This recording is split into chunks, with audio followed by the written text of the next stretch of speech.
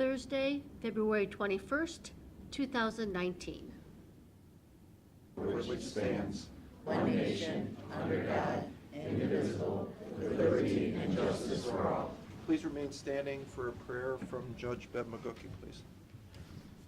Father in heaven, we thank you for the many blessings that you have bestowed upon us as elected officials here in the room, as other parties, as we set examples for these children that are coming in. Let us keep in mind that we need to do our jobs well, that we need to do our jobs in a positive manner, that we need to be the best people we can and best examples so that these folks can follow in our footsteps. Amen. Thank you. Thank you, Bev. Thank you. Okay, so what are, I don't know if you want to Tim, are you gonna introduce our guests, or? So we've got a group of third graders here today touring the building. Gave them a brief rundown of first and second floor and all the different positions that are available. Told them that government was not a bad job to have. So trying to talk them into serving in the military. Went to HR, and Mr. Miller gave us a safety pep talk. So And were they, he would have still been going on if we had let him. so they think they want to get into government service after a meeting with you, huh? As best I can. All right, there you go. All right, good. Well, thank you. Do you kids have any questions, or didn't your teacher tell you to ask questions when you came in? They've had one or two. Have they? They actually were asking questions last week, and they want to know how hard you really have to work when you're a county commissioner. That was a couple of their questions.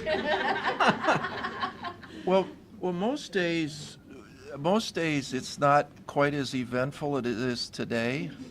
Normally, we don't have this group of people here, but today is our budget hearings.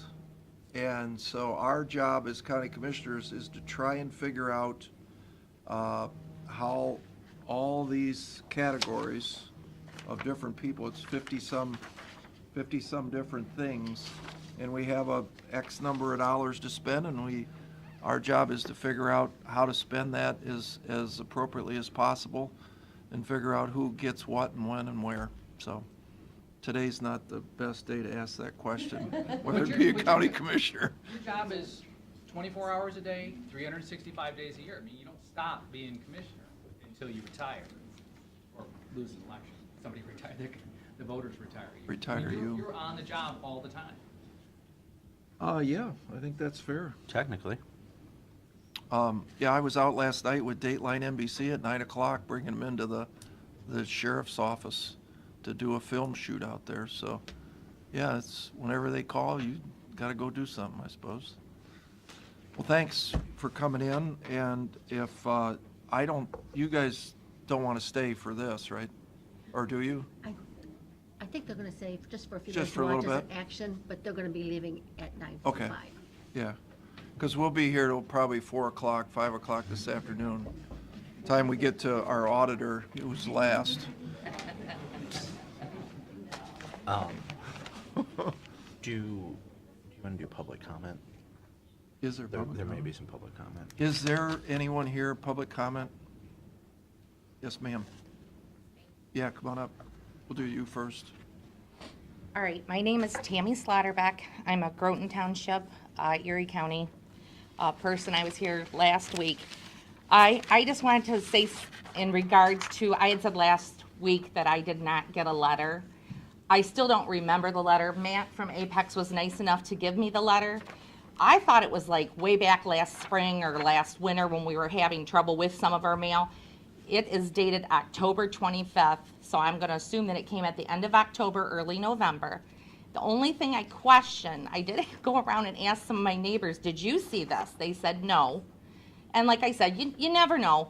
But I'm telling you, if I got a letter from an attorney, I would have been paying attention. My husband even said I would have been on the phone 5 minutes after I got in the house to him at work to tell him about it. So I want to say, yes, there was a letter. Whether we got the letter, I'm not sure. But I did want to let that be known because I said last week that we had not gotten notice. Also, I'm sure you read the Sandusky Register yesterday, and there was a couple lines in here that kind of upset me a little bit. It talked about people being negative towards the wind energy project, and it goes on to say, I think people not accepting other people's property rights or other people's opinions on it. People aren't willing to accept that their neighbor is doing this for their livelihood. I wouldn't have a problem if our neighbors are doing something for their livelihood, but when it affects hundreds and hundreds of people and could affect the whole county, that's a difference. So I really thought that was misleading. I don't go around saying misleading things, and I thought that was kind of a shame that our Sandusky Register has only printed this, and I guess they had a thing in between the lines, which my neighbor asked me to read a couple things, but I know you're really busy. So what I'd like to do is, instead of reading it, I would like to give you each a copy.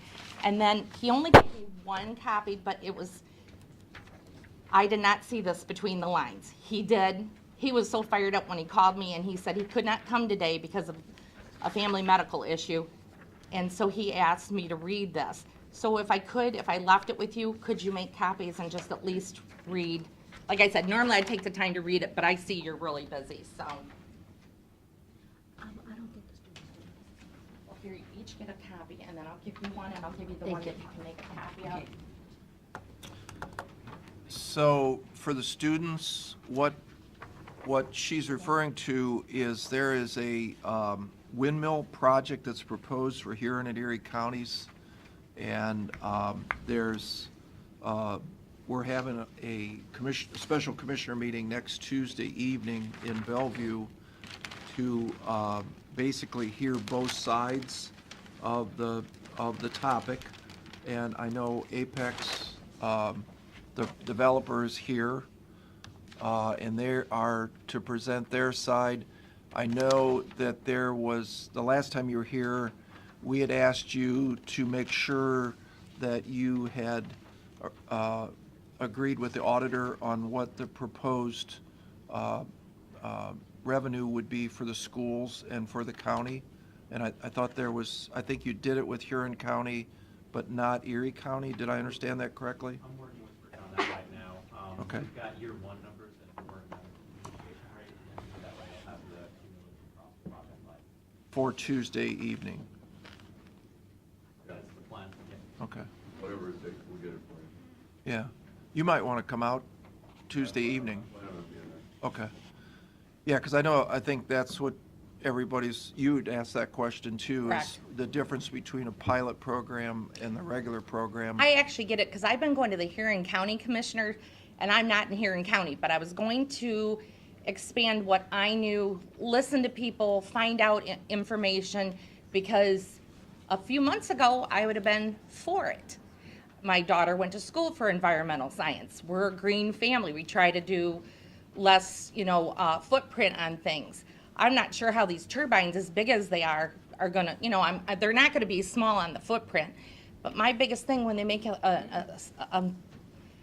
when they put in the paper that we shouldn't care, I'm pretty sure if I built something that big on my property, number one, I wouldn't be allowed to because of zoning, which I know zoning has nothing to do with this. But I'm just saying, I just think that they need to be a little bit, maybe just stick to the facts instead of slamming the people. And that's, kids, while you're here, this is the great part about government, is there can be one issue and people can have different sides of that issue. So the best thing for you to do is always research. Don't just listen to what people are saying. Research it and then make your own decision. And that's what's great, is you're allowed to come here, speak your voice. They listen. They may not agree with me. They may agree with me.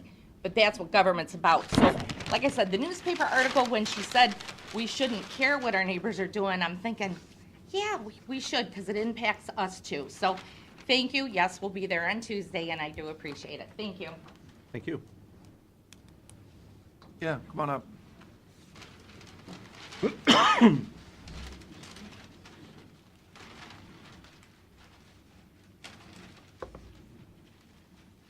Hey, Nate Petter, Apex Clean Energy.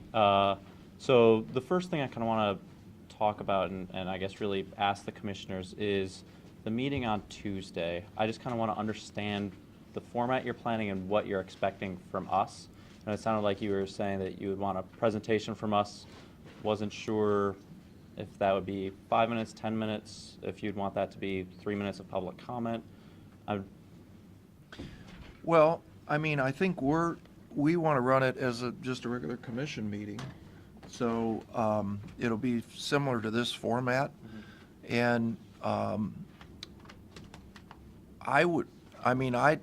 I personally would think the room is probably going to want to hear however long it takes you to explain fully what your position side is, which I think we're going to try and limit the comments from the public to 3 minutes, we thought? 2 or 3 minutes. 2 or 3 minutes, yeah. We're not trying to limit, but I think there's going to be so many people that might want to comment, and we don't want to get a redundant amount of comments. So I think on your side of the equation, I think what we'd really like to hear is what the revenue side is for both the county and the schools that are pertinent to Erie County. And then I think we'd like to see if you have do we have microphones and PowerPoint, that type of thing? I don't know that we have PowerPoint. We'll have microphones.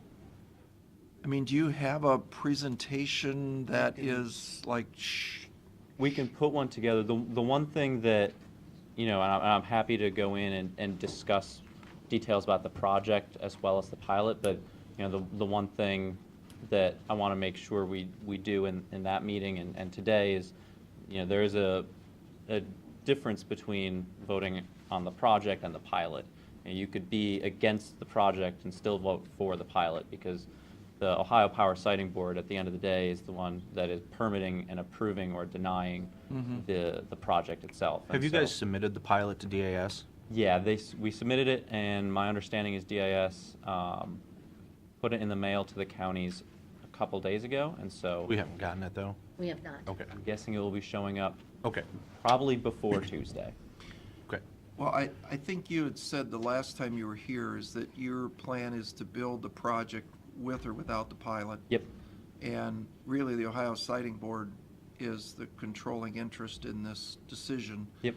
I think that is probably the most pertinent thing that the folks may or may not want to hear. Mm-hmm. And I don't, do you agree with that? I mean, that's really what we want to understand better, and I think probably the room would want to understand better. So yeah, I think what we'll probably set up a presentation that focuses primarily on the pilot. The one thing, I'm expecting throughout the night during public comment, there's gonna be lots of questions raised. And,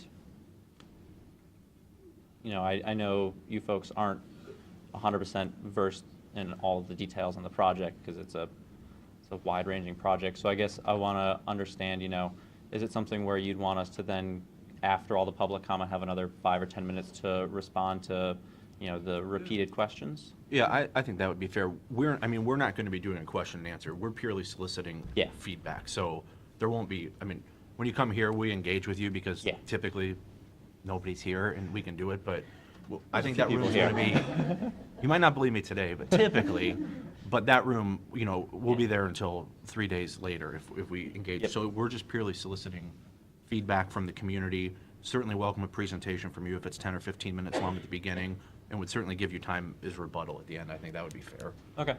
That sounds like a good plan for us. I'll work on getting a PowerPoint presentation or something. Is there a... Well, we need to check, can we call Bellevue and find out, is this in an auditorium, or is it? I think it's in the cafeteria. Yeah, no, I think Ron Brown, Ron the trustee. Brown has been coordinating. Yeah, so if you... I'll ask Ron. Okay.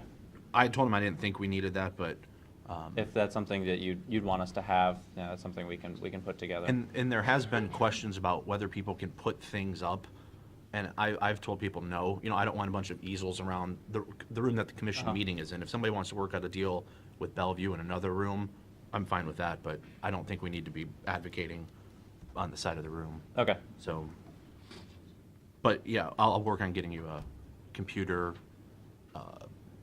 projector and screen. If that's what you Yeah. need. Yeah. And we'll have a mic. And you feel free, as she said, there's issues on sound or noise or the light or whatever, that type of thing. If you have anything that shows that differently, I don't think that would be a bad thing, right, for the room to talk about. Well, we might try to keep that in the rebuttal section. I'm not sure. I mean, at the end of the day, I think our focus in that meeting is really going to be the pilot, Okay. just because that is the decision that you folks have to make. But we'll definitely try to include some information as well on the project as a whole. I think information is the bottom line for all this, and that's what we're going to ask from you, and the people who are in the audience are going to ask from you. Yep. And we're going to expect you to be able to answer most, if not all of those questions. Yeah. As quickly, as concisely as you can So- for that meeting. But it's not, I don't envision it being a back and forth, everybody who gets up, you get up, they get up, you get up. Like you had mentioned, they get up, Yeah. make your notes. Okay. Then be able to respond quickly. Mr. Jeffries, did you have a comment? Yeah, I have a question more than a comment. What role do you see us playing? Because those really are our numbers that they're gonna be talking about. And the real challenge, as I explained to Nate, he's looking at me to give him some numbers on out for year 2, 3 through whatever. And we don't have those numbers. Those actually come from the source. They come from Apex. That's not something that we have access to. Yeah. Fortunately, I've been working with Auditor Ketch in Huron County. We've been working together, trying to put together, the original numbers we put together are identical to his. We just made a revision because I believe you went from 24 to 19 in Erie. Yeah. In terms of turbines, and so we're actually cutting down the revenue stream. But as far as comparing the pilot to the actual tax base, I don't know what year 2, 3, 4, 5, 6, 7, 8, 9, and 10 are gonna look like. And So so- it's gonna be relying upon them to tell us what it is they're envisioning. Yeah, and those are numbers I'm going to get to Rick probably today. Yeah, my understanding, the confusion seems to be the pilot gives a steady stream of Exactly. revenue. And what I didn't understand is the depreciation piece on the windmill, because I know in my world, depreciation doesn't happen as it does with the IRS in real estate. Real estate appreciates. So I don't understand under the wind turbine thingamabob, why does that go down and depreciate over the years, like the Nexus gas line, same It's situation? the same process that Nexus uses, same process that they use. They provide the numbers to the Department of Taxation annually. I believe it's midsummer or late summer, I'm not sure even when the timing is. Not sure either. But, and then what happens is the tax commissioner reviews those numbers. His staff says up or down. If there's a down, they have the right to appeal that number. And at that point, there is an appeal process, but it's a short window. Which is what Nexus is doing right now. Exactly. And Right. by October, usually those rates are pretty well set, and we're gonna know what they are. So the county and even, they're more involved than we would be. We're gonna find out when the state says, here's the number. And the other issue that is different, the normal taxpayer pays 35% of their appraised value. On the windmill project, it's gonna be 24%, which is different than what we're used to seeing. But who's going to answer the question in 5 years, if it's not a pilot program, what the valuation is, market value of the windmill? Taxation in Columbus. Not you. All right. Well, Rick, I'll have the numbers, but I won't be able to tell you why they went down. Yeah, so our lawyers would be coordinating with Department of Taxation, and both sides would be arguing what the valuation would be. Right. And Rick, that's because it's public utility property, right? Yeah, right, Yeah. right. But I wouldn't mind if you wanted to make a 5-minute, not 15-minute presentation, say that if you wanted to. I don't want it to be about those numbers, because the issue is that, as the copy I sent the three of you, it is an estimate. I put it in bold caps. It is an estimate. Yeah. It is not cast in stone, because number one, we don't know the cost to begin with, and that's really gonna drive the real side of it. If it's down, then the number's overinflated. But yet, the generation capacity is gonna stay the same. That's gonna be a flat number. But So- isn't My there, role is just to tell you the facts. I'm just gonna take what's provided, and I'll tell you what I interpret them to be. but the problem that we're trying to analyze is the difference between a pilot and just regular, and how, if, what you're saying is you have nothing to do with it, state of Ohio, is there an example like in Van Wert that we can go back? Is there one of these projects and we can see a comparison, or? There hasn't been a project without a pilot in the state of Ohio. Every project that has been built has accepted the pilot structure. Right. So no one knows how it'll be at full taxes. That's the problem, is that we have no, I've checked with every auditor that I know of that has a windmill project going in their county. And none of them have gone to really, of non-pilot. They've all been pilot. And so, you know, we have estimated numbers for that depreciation schedule, and I'll share those with Rick, but those are estimates, same as, you know, as he emphasized and as I emphasized in the email to him, and when I was talking with you last week, you know, the numbers that we have are estimates because, you know, we're proposing 87 across the whole project, but we're likely only going to build 66 to 71. So I think as he mentioned, you know, we have 24 total proposed in Erie County, and I think the numbers I had Rick run were only with 19 of those active.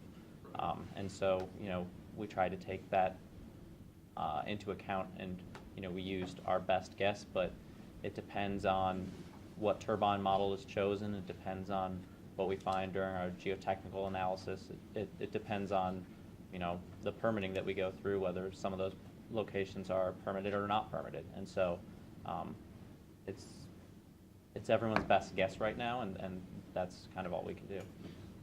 One of the things, you said geotechnical, one of the things that I know some of the citizens have brought up is with the karst out there, and with the size of the footers that go down there, I think they're gonna wanna know, will that footer affect these giant lakes that are underneath Bellevue? Yeah, and so, and that might be something you wanna address. Yeah, and so that's, you know, something that we analyze when we do our geotechnical analysis. This will not be the first project built in an area with karst. And so, you know, third-party engineers aren't expressing concerns, so we had a preliminary geotechnical analysis done with our Ohio Power Siting Board application. And we'll be doing specific geotech borings at each turbine location in the coming months.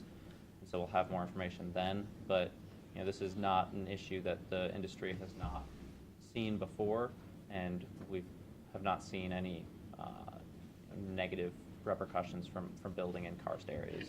Okay. I think one other thing, if we could have, I know we don't want a lot of easels and information around the room, but if we could have something more than a piece of paper that somebody has to print off the internet as far as site locations of those 24 potential sites, if we could have that available. Yeah, I can. Because people are going to ask. Yep, I can get a map made up of Erie County and the proposed turbine locations. Could you drop one off up here?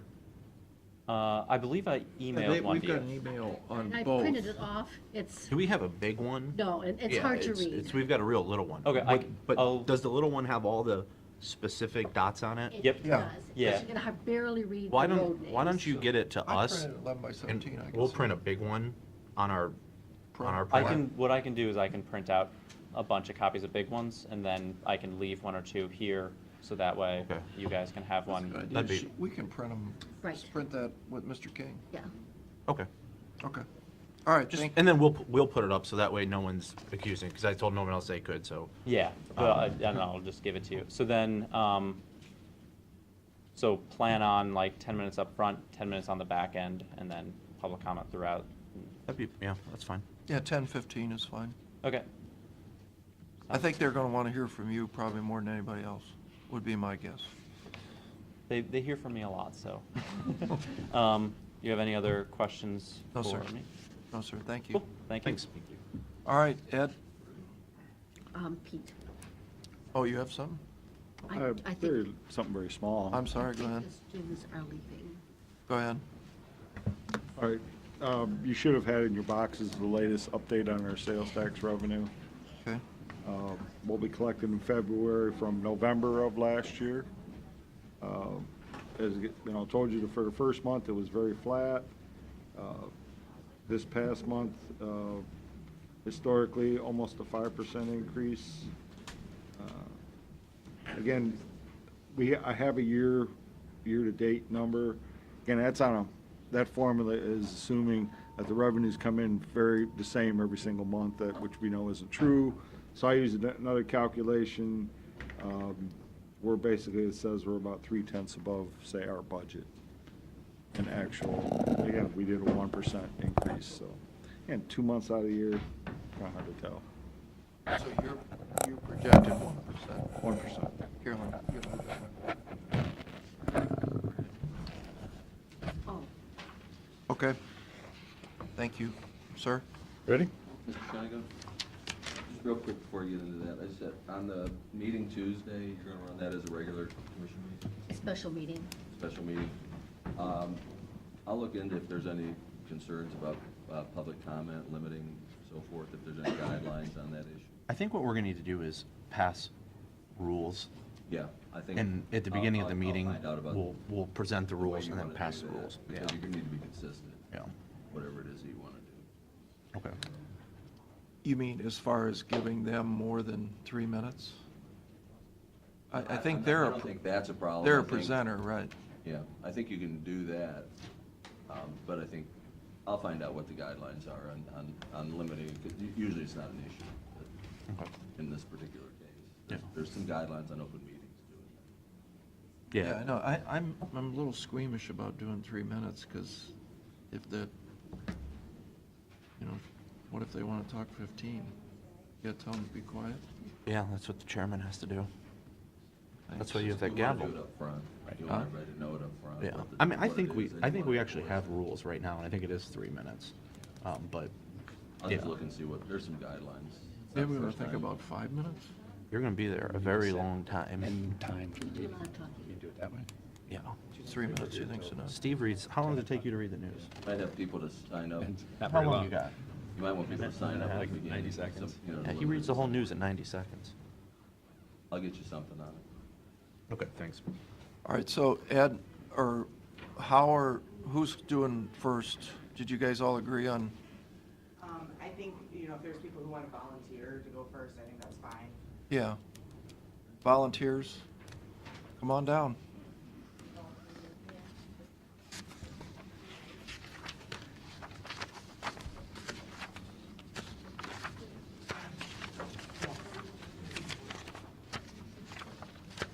All right, so we're gonna go to, sorry, you're fine, right? No, all right, let's do that. We're gonna go to, just for the sake of order, page 14.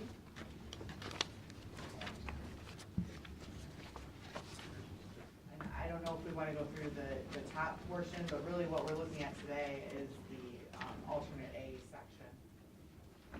So if you guys wanna speak to your line item. You guys have met Kate before, and she's doing a great job, and so we had some slight changes.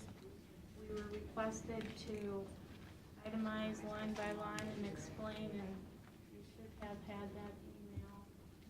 And I don't know if you have any Which page is questions or not. I don't want to be, repetitive and take up too much time. We tried to explain it, not we, Kate tried to explain it. She did the heavy lifting on it. I will add that there is some money that, when we met initially, a month ago or so, the salary line is actually gonna go down, and it's not gonna be as much at the time. We have a vacant spot that is going to be filled. There's gonna be 1 week over gap. We have a lady who's retiring. She's retiring at the end of next week. And her replacement is actually starting Monday. So initially, when we met, I had budgeted that there was gonna be that overlap. If we had received somebody that day, that there would be a longer overlap. So there's not gonna be, but a week overlap, actually. No, that's an additional, the retirement. Oh, yeah, okay. Yeah, that's, because then the ladies, our Leo who is retiring, and she, of course, we have to pick up the first part of that buyout. So that was already included in the bottom portion. Also, we have another lady who's going on maternity leave. If she were to go, she's gonna take 8 weeks. If she were to take her full 8 weeks, as of right now, she does not have enough time banked to be paid out for that full time. So that's something that I didn't realize that we'd actually met. So our salary for her line item is included in there as if she would be there. So there's 5 weeks of pay that she will not be receiving, that will not be coming out of there. So if that's a swing, give or take about 10,000 between those two items on the salary line item. Melissa, do you want to, so, It was my understanding when the person was on maternity leave, they had enough leave to cover it, but now my understanding as of today is that they don't have enough leave to cover that time. So they will not be paid for that. However, as we had discussed, my argument to the other side of that is when somebody's on maternity leave, the other people in the office should just be covering that. We've seen that in other departments. We do it all the time. And that's our plan. Yeah. That is our plan. And we So- talked about that. If I hired somebody, by the time that they were trained, she would be back. So we're actually just going to absorb and suck it up buttercup for 2 months. So I think that's what we're looking at is the reasoning for retaining the part-time employee. So is there, Yeah, we do want to retain the part-time employee line item because the lady who's going on maternity leave also helps with a lot of our criminal days. Court reporter. Yeah, the court reporter and that. So we have a lady who would be able to come in and help with that as well, which then we'd like to have that still available for that opportunity. Which a lot of it won't be, but we need it. so we're, and I guess this applies to just about everybody here, is that in the end, the overall revenue, correct me if I'm wrong, Pete, is relatively flat. It went up maybe 1.5% last year. Yeah, that's where the numbers, And I think we all gave out, if I'm correct, about 2% raises or more in some cases. So if your revenue isn't going up 2% and it's only going up 1.5%, and that was, I call it a roller coaster year. Remember last year was a roller coaster year. We don't have a roller coaster this year. I think that number, he thinks it's going to go up 1%. on sales And he's tax. uncannily close on what his projections are for some reason. But if that's the case, and say he's wrong and it goes down, but we've already committed it, and about maybe 60% of our 30 million is labor, then the only controllables we have are the services or the supplies. So, I mean, we're not trying to be like nitpicky on how many pencils you buy, but in the end, that's the only controllables that we have in our toolbox if we're going to continue to, you know, and we, I think we agreed on all the labor stuff. You know, I mean, Kevin needs to pay more for the prosecuting attorneys. I don't think anybody's going to argue that point. But the only thing we can look at is services or supplies. That's why we're not trying to micromanage how many pencils you're buying, but we asked you to go back and look, and that's what Melissa did, is one-time expenses. You know, like if somebody bought something last year in November, December, that they don't have to rebuy this year, well, then we need to reduce that budget. We also looked closely at travel, and it wasn't necessarily any of you folks, but even within our own world, you know, we looked at, you know, we're sending people, I'm not going to name names, but we're sending people down to Columbus that maybe they can get it on their computer. I don't know. And we're not telling you what to do, we're just asking you. We need some help. So that's the speech. So now let's talk about supplies and services for Judge McGookie. I can help you with some of that. Go through it. If you recall, when we were here a few months ago, our court experienced something that it hasn't experienced, and that is we had jury fees and we had no jury fee line item. So a lot of our money, everything can go home. As much money as I could save, I did. Our microfilm machine conked to the point where we had to tell people, sorry, you can't use the microfilm because I was trying to push money over for the salary line items and also for the jury fees, trying to save as much as I can. Another example, I personally have been buying the coffee for our office. When I leave here today, we're out of coffee. I gotta go buy more coffee. It's coming out of my personal pocket. What we do is we have a can there that we have to put a quarter in. We buy our own coffee too. We've been doing it. I mean, we've been. Right, Carolyn? changed the can, Right, but it we doesn't- buy our own coffee. We also, you know, we have pop and water that we're trying to buy For for the the jurors. jurors as well. So there are certain items in our supplies and our services that any of the courts cannot budget for. we don't know who's gonna be charged with the crime, or whether or not they're gonna want their right to a jury trial, or if it's gonna settle before it goes to trial. Same with, we get the mental illness patients. I can't tell you how many mental illness patients we're gonna get this year, but I can tell you that we've seen more in the past 2 months than we probably saw in the first 6 months of last year already. You know, the microfilm and our file stamper, I had to pay for those within the first month, and one of our printers has already gone bad. And by the time we get that printer, right now, I'm at $1,400 out of our budget of $2,000 last year, because things are just fell apart that I couldn't handle last year, because we were trying to save that money. Kate, you know, Yeah, go ahead. like I mentioned, you guys for like that printer, you can take that out of your computerization And you'll fund. see on the email, then I also had put at the end of the email Right. that I sent to everybody what we were Yeah. increasing, and I Yeah, I have a copy of it. gave the reasons in the meeting as to why those were being, those amounts were being increased. So, there are some items that we cannot pinpoint as to what's gonna happen, and I'm sure there's, you know, certain items that we could, talk about if you wanted to go over specific ones. Well, Melissa, you take over, because Okay, I mean, I think what we need to do at this point is go through each of these requests and decide, what you guys want to do, or at least hear, what they have to say to each of them. So, I mean, I think she's touched on the coffee for the staff and water pot for jurors, the file stamper and microfilm repairs. This is the microfilm reader, right? If you've got something on microfilm and you need to check it, it's not like our microfilm scanner, You know, okay? we have a lot of people that come in because they want to look at Sure. files, and they've already been sent down to film, and that's the only way to view the file. Okay. And before, my email also explained that the amounts that Melissa had was what the end amount was after some items because I had to stop, and may have been moved because we had to get into the jury fee line item and into the salary benefits. So what I put in my email was what the original budget amount was for last year compared to. Well, what I had on there was what her actuals were. So if we're just looking, let's just say at repairs and maintenance, which is the one that we're on. So her actuals for 18 were 1,296. So that is what I currently have the budget set to. They're asking for $2,000, regardless of what that number was last year, whether it was the amended, the original. The additional request is $704. So For based on what a they said total of last year, $2,700. a total of $2,000 Okay. is what they're 2,000. asking. And right now I'm at 1,400 that I've already why, paid. why don't you get a new reader if it keeps breaking? And take it out of the microfilm computer? hadn't been fixed in 6 years. They were able to fix it. It was actually cheaper to fix it and then get me by for another 6 years is what I was told. It would actually be cheaper to do that. But we probably could have bought the reader out of the computerization fund, right? Not the general fund.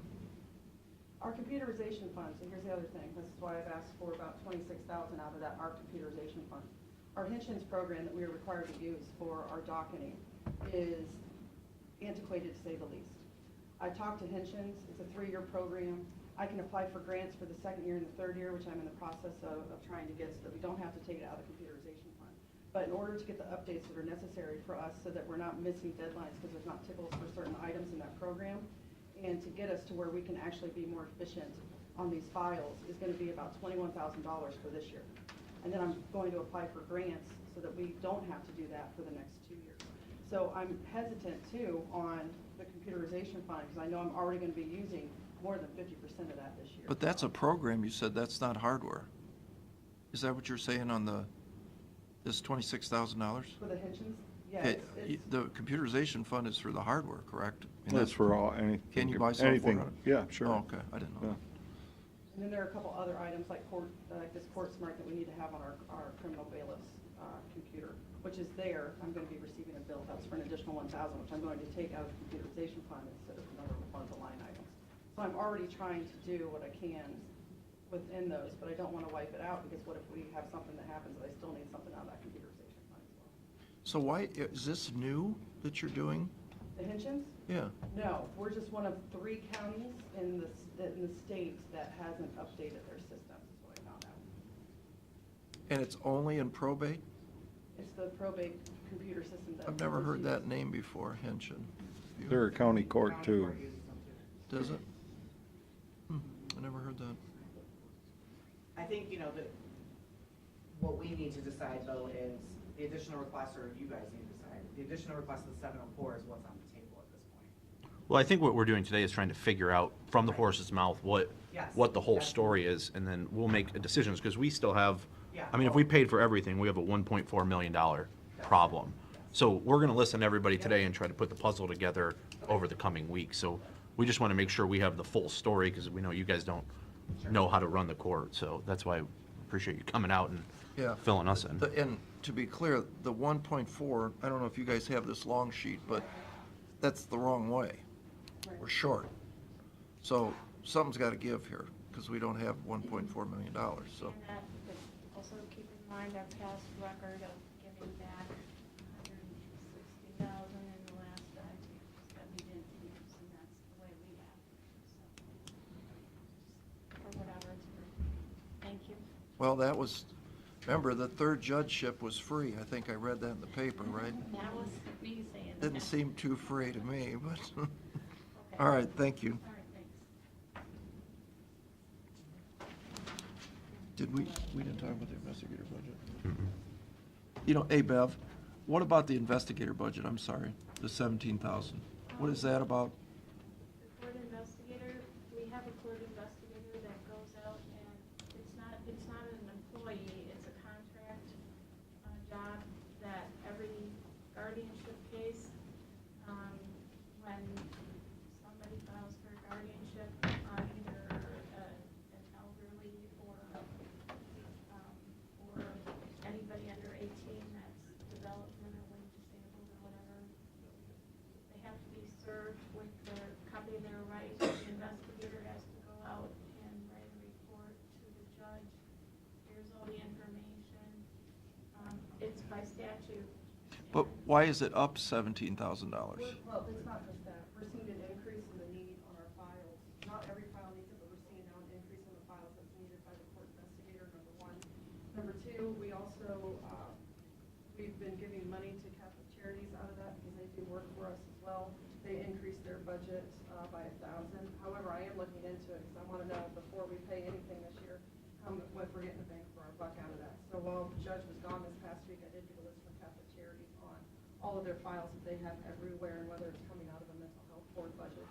And then number three, when we were here a couple months ago, if you recall, one of the items that I had hanging out was a $1,200 bill for Mercury Investigations that was on a criminal file.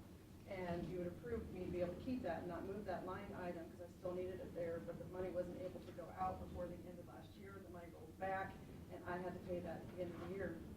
It had to come out of that line item. So that was something that we. In December or January you paid it? January it came out. It was budgeted for December. Right. But it didn't go out in time. So, but the money that Melissa did to not do the 17,000 was actual spent, not including the $1,200, No. right? 17,000 is not actual spent. That 17,000. That's the request. The request over, though. Correct. Right, so That's why I'm, the actual spent, if you look here, the actual spent was 30,216, and they're requesting 48,000, which is where I come up with 17. so it's just your guess that you need 17,000 more. And that's based upon the number of files we have right now that needs the court investigation. Understand. What we didn't have last time, plus those couple items. A lot of times what we'll do is we'll do the $30,000 budget and then see how it goes 6 months in. That way we have a better, remember, you can come back, it's easy enough to say, hey, we ran out of money, just like jury fees or anything like that. If we run out of money, you don't even have to come here. Just send a request in, we're out of money, and, the money goes through, but, okay, that answer, thank you.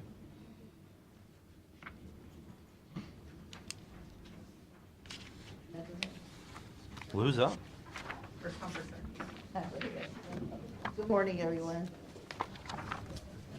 I think the first on my list is a personnel request. I appreciate the 2% for real for the employees of the county. I'm requesting an additional 50 cents an hour for one of my employees. She has been employed with the county since 1991, and she acts for the clerk's office as a quasi supervisor. If I or my chief deputy isn't there, she fills in our spot. And I'd just like to give her an increase in pay. which would be a difference I have of 963. I think it was Melissa that had $1,902. Yeah, so it was 936, and then we added on the applicable taxes, OPERS, Medicare, and workers' comp that are associated with that rate increase. Okay, so Lou, go to supplies, travel, let's just walk down the list real quick. Supplies, last year, I did not use the supply money for travel.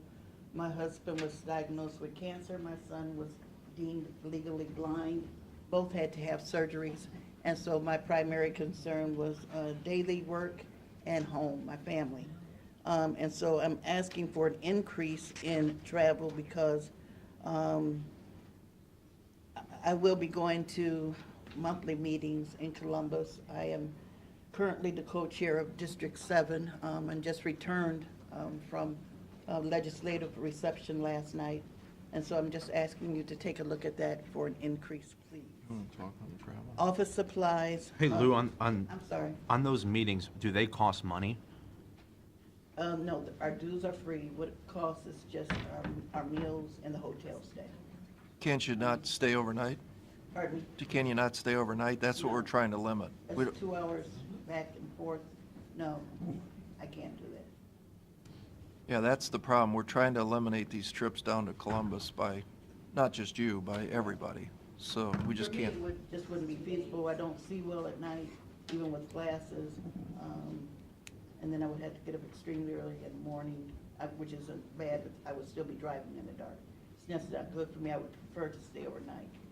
And it's usually only a 1 or 2 night stay. Okay, office supply, 4 scanners, 1 printer. Yes, the scanners are $932.89 a piece. And a printer, the scanners are out of warranty, and we just need new ones as well as a printer. And you, Melissa, you talked about, what was the story on that? With the scanners and the. Yeah. And do you have, those numbers weren't available yesterday? I have them We now. got them yesterday after we had met earlier. We got the quotes. It's a request, and we got quotes. And they're broken or something, or? Yes. So is that, Lots of scanners in their office, and we're trying to replace them. is that computerization fund too? Sorry? Is that eligible for? Could be, but we use most of that up for the annual software maintenance for court view. How about our ISB?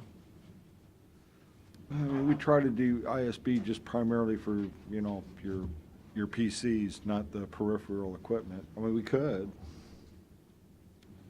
Did we spend it all last year? pretty much, yep. And again, because we're changing over from the, Windows 7 to Windows 10, we had to make an extra allocation in there. So we're gonna have more this coming year, Yeah, probably. Yeah. Mhm. Well, Lou, do those have to get bought? Are they broken, or will they make it another year? The scanners, no, they won't make it another year. Well, how about as they break, come back and As they break, come back and ask you for. I mean, is that an option? Like I said, we're trying to put all this together and, I mean, the problem is it doesn't lend us for efficient working. They're getting stuck, they're stopping, and that's a part of the clerk's responsibility, is to get things scanned in on the docket, et cetera. So, I mean, if you're asking us to work, well, what if we bought, our full potential, what if we bought one, and then if one breaks, you can sub that one in? how about if you bought 3, and then, How about you don't travel down to Columbus and we'll take $1,800 to buy the scanners? I really miss going to Columbus, not for Columbus' sake, but just for what I've learned. Just what, I didn't go last year at all. We except think for you're some so of the smart, conference. you don't, I'm not, but I appreciate it. But really, I learn a lot when I go down there, and so I would appreciate. well, we can't do this all, you understand? Because we're 1.4 million, so far, nobody wants to give up one thing, so something's gotta give somewhere. Give up the kiosk. I'm not asking for the kiosk, right, guys? but that number's not in the 1.4 million. Yeah, that's true. So. That's true. That's not helping. Be back next year for the maintenance on the kiosk, you want to get for free. Yes. So But the. not now. Might hit the lottery between now and then. The service requests on flex temp full-time hours, there was a lot of discussion on that, and I'm not really sure where that landed. So, would you want to comment on that, 15,000? I think the beta, the comment was that we noticed invoices, or at least Pete has noticed invoices for what he believes to be 2 part-time people right now. No, we have one part-time person that's working in 2 different areas. If I need to give up something, that would be what I would give up. I thought we had 2 names, you said. Yeah, that's what I swear I've seen At one time we did. At one time. The other girl left, and so I just never hired in Oh, that- anybody. Yeah, Over because you title. hired her full-time over Yes. title. Yeah. Gotcha. So if that is something that You were needs to right. be given up, I will maintain a part-time person in judicial. My desire was to have her work more readily with the file clerk so that we could get the 500 to 700 boxes in the basement together for microfilming. But we've been doing that with just one. I was just hoping to extend it so she could be there all day. Mhm. But if I need to give up something, that will be my first choice. All right, and then on the 22,000 for the, doing the books, you know, we looked at that quote. That was interesting to see. But I think Matt or Carolyn, one of you guys thought, that I thought all the books were bound when you showed them to me. But it turns out most of the books are not bound. No, most of the books are bound, Brought them. but there are unbound books. Yeah. We actually walked these upstairs, gentlemen, Hope you took the elevator. because Ed requested these on us, so. Yeah. Yeah, that's what we You thought. think that'll go through the machine? So take it apart. So on the front here, it appears You they unlock have it. like a clip almost. Yeah, and they're it's- like our journal books. Right. Whereas that one is isn't bound. like a. No clips. Because what we were, Lou, we just bought this big new fancy scanner, and which we bought it from the same exact people you're thinking about, and it was one of their former scanners. So I thought we could just grab, Ed, that looks nice. I thought we could just grab those, undo them, and run them through the scanner, and then you'll have them, you can have them microfilmed, you can have them scanned, and that way we're not paying them 10 cents a page. Now, the other ones, the bound ones, we couldn't do that in-house, but I think with our new scanner, we could at least give it a try That's and see if fine. it I mean, works. I talked to Jackie probably before you all maybe got the machine, and she's the one that gave me the company. Yeah. Because she said she couldn't do that. So if that's She could, not- she probably could not at the time, because she would have had to hand do every page, So but, if that's now an option, that's fine, I just need Okay. them done. Yeah, I agree with you. I think it's a good idea to get it done, but we, you know, at the 10 cents a page idea, if we can do it with internal staff that we're paying anyway, it's free. That's fine. And then we could just do the books, and I was surprised there wasn't that many books, you know, in comparison to those kind. So maybe we can cut that down quite a bit. Okay. But I think what we'll do is we won't do anything with it in the budget season. We'll look at that in the coming months and try and get through our problem first, and then come back and revisit that. All right. Is that fair? Lou, can you leave that here? Yes. We'll take care And of if it. somebody needs it, then I'm gonna have to call you, and you'll have to bring it. I will bring it down myself. Okay. Um, Yeah, I'll be glad to be both, can I leave them both here? no, you take that one back. But we'll take it up to microfilm and see if we can't run it through. Okay, next. That's all, gentlemen. Is that it? That's it. Thank you. Thanks. Thank you. Who wants to go next? Next, anybody? Who All right. wants to leave? Calling someone, Melissa. Oh, Pam's coming up. Pam.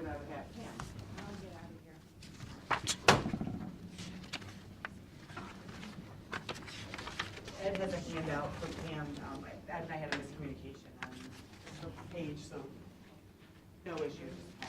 What page? Give him 1 second. We don't have, it's not in the packet. I can put it on the overhead. I was forgotten about. You may recall, because of the availability of the prepaid funds, we almost denied her an opportunity to talk about it.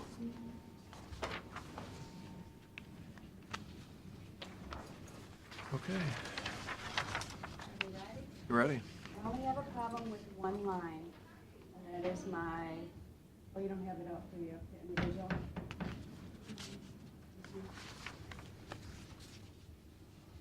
It's just gonna show any supplies, Okay, well. but I can put that. Oh, sorry. We've got the, oh, no, we don't. I can live with the other thing of the, I can use my prepaid to fill out my office supplies, that was cut 5,000, but my advertising line and my printing, that is the tax bills. And as you know, when they had the big thing with the IRS, everyone came in and paid in December of 17. I collected $6.2 million. This year, since it wasn't on the table, I only collected 1.8, which means last year I didn't have to use as much money for postage, envelopes, processing, sending things out, so my actual what I used was so much lower. So cutting me over $5,000 for this year, the bills are back up there. I sent my postage in last year, $8,500. They only used $7,200 of it because I saved probably 4,400 bills that did not have to go out because people came in December and paid the whole year, so I didn't have to send it out. They This told year us I did. it was 600 people paid. It was 4,400 people paid in December early? For the full year that I did not have to send bills out on. 4,400. I thought you said it was 600. Well, it was, We made a wild guess based on the average tax bill assumption. Okay, so it's 4,400. Yeah, that's a big difference. Yeah. so I mean, I saved over $1,200 last year just on postage the first half. Mhm. This year, it Yeah. didn't work out that way. I sent a check in for $8,500, they used, I think, $83.90, so they're huge difference. And the postage went up too. 2.5 cents. I sent my bills out this half, I missed the cutoff by 3 days, so I sent them out 3 days earlier so that I didn't have to pay the additional Yeah. postage. But second half, I'm not gonna be able to do that. So, I mean, do you guys agree on that? Is what it is, right, on the postage? There's nothing I can do about it. Right. So, but here's a question.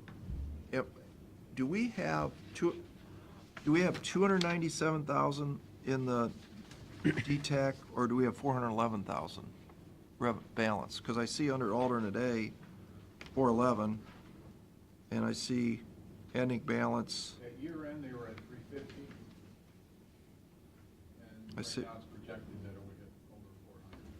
So, and I know this is a philosophical question, but philosophically, and I know you're following the law, but philosophically, prosecutor needs money, I took his money last year.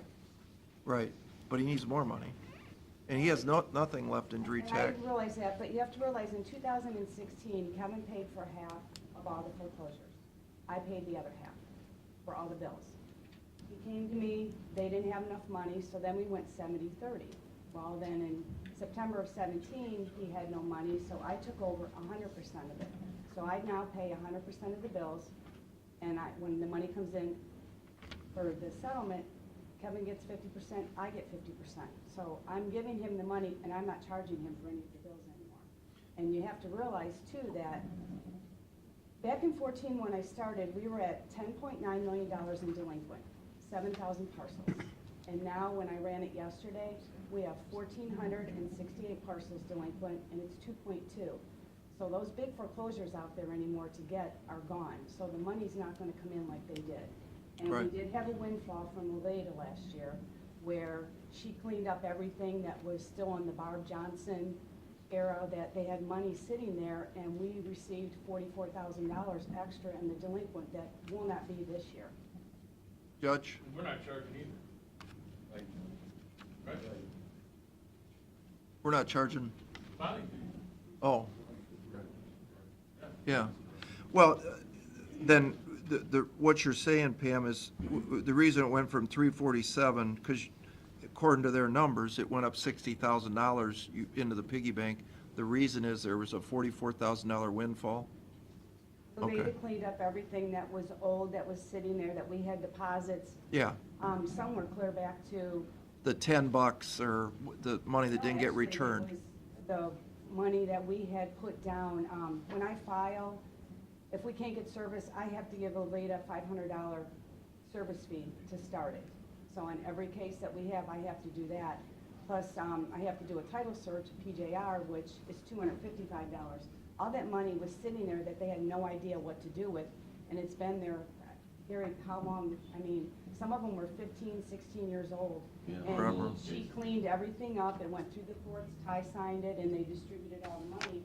That's gone now, so that will not be coming in again like that. But what are you gonna do with $411,000, even if it doesn't grow another penny? Well, because I still have to pay people out of it, and I will use it for my supplies. Since you cut the supplies, I will use that for it. But we're not gonna have the big foreclosures where we're getting the money No, like that I anymore. agree with So you. it's- I mean, you have to realize out of that 1,468 parcels that are delinquent, 585 are on contract, so they're off the table. 440 are 1 year delinquent, which means I can't even look at them for another year because you have to be 2 years certified delinquent to even send a prosecutor letter out. So we're down to where I really have nothing to file on right now. And what are you pulling out every year to pay the salaries or expenses? But you can look at the actuals at the top of the page. It has roughly 80, 86, 85 for salaries and benefits, and then the supplies, 60, 85, probably because of having to cover additional expenses. So 100. Those are primarily the title fees. But we still have revenues of 180, 196, and then you've accounted for the big bump in 18. Right. And then But as the budget has went back down. Like I said, as everything gets down to where we don't have things to file on, I'm not gonna get the money like that every year. You don't think you'll stay at the 180 every year, just normal business? That I don't know. What's your guess? You can't guess, because you don't know who's gonna pay and what their situation is. I mean, last year at this time, we collected $66 million in the first half, and I ran my numbers yesterday. Of course, we're not done, and we're at 66, so we kind of stayed the same as it was last year. But I only collected 40 million the second half because most people paid, either the first half or they didn't need a bill. So it's, yeah, it's confusing. Hard to tell who's gonna pay and what their situation is. Are they gonna go delinquent, are they not? Yeah. But as of this year, things are okay. I mean, Yeah. I think you have one of the healthiest fund balances in the county. And I do, and I Um, don't overspend, we don't buy. No, we're not. We buy what we need. The only thing I replaced this year was our scanner. It was, Sure. I think the year they got it was 1987, that's how old it was, and we had to buy a new scanner, that was it, it was $1,500, so. Any other I questions? don't buy, Oh, no, we have what I need, we work with what we have. Absolutely. and, No you know, argument I only there. have 4 people in the office, so. Yeah, what you're saying makes sense. I just want to make sure that I have enough to send tax bills out. And if next year, things change on it and we need to revisit it, we can do that, but I don't want to run short where I have to come to you and say, I don't have enough because I can't pay for tax bills out of my delinquent fund or my prepay. It has to come out of the general fund. Yeah. Okay. All right, thanks. Okay, thank you. Who's next?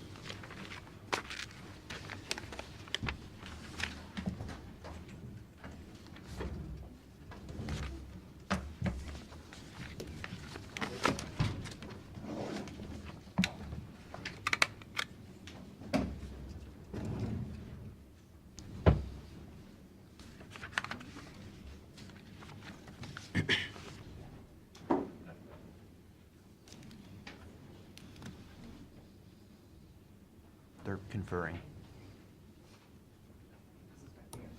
Duck. That's a tough deal.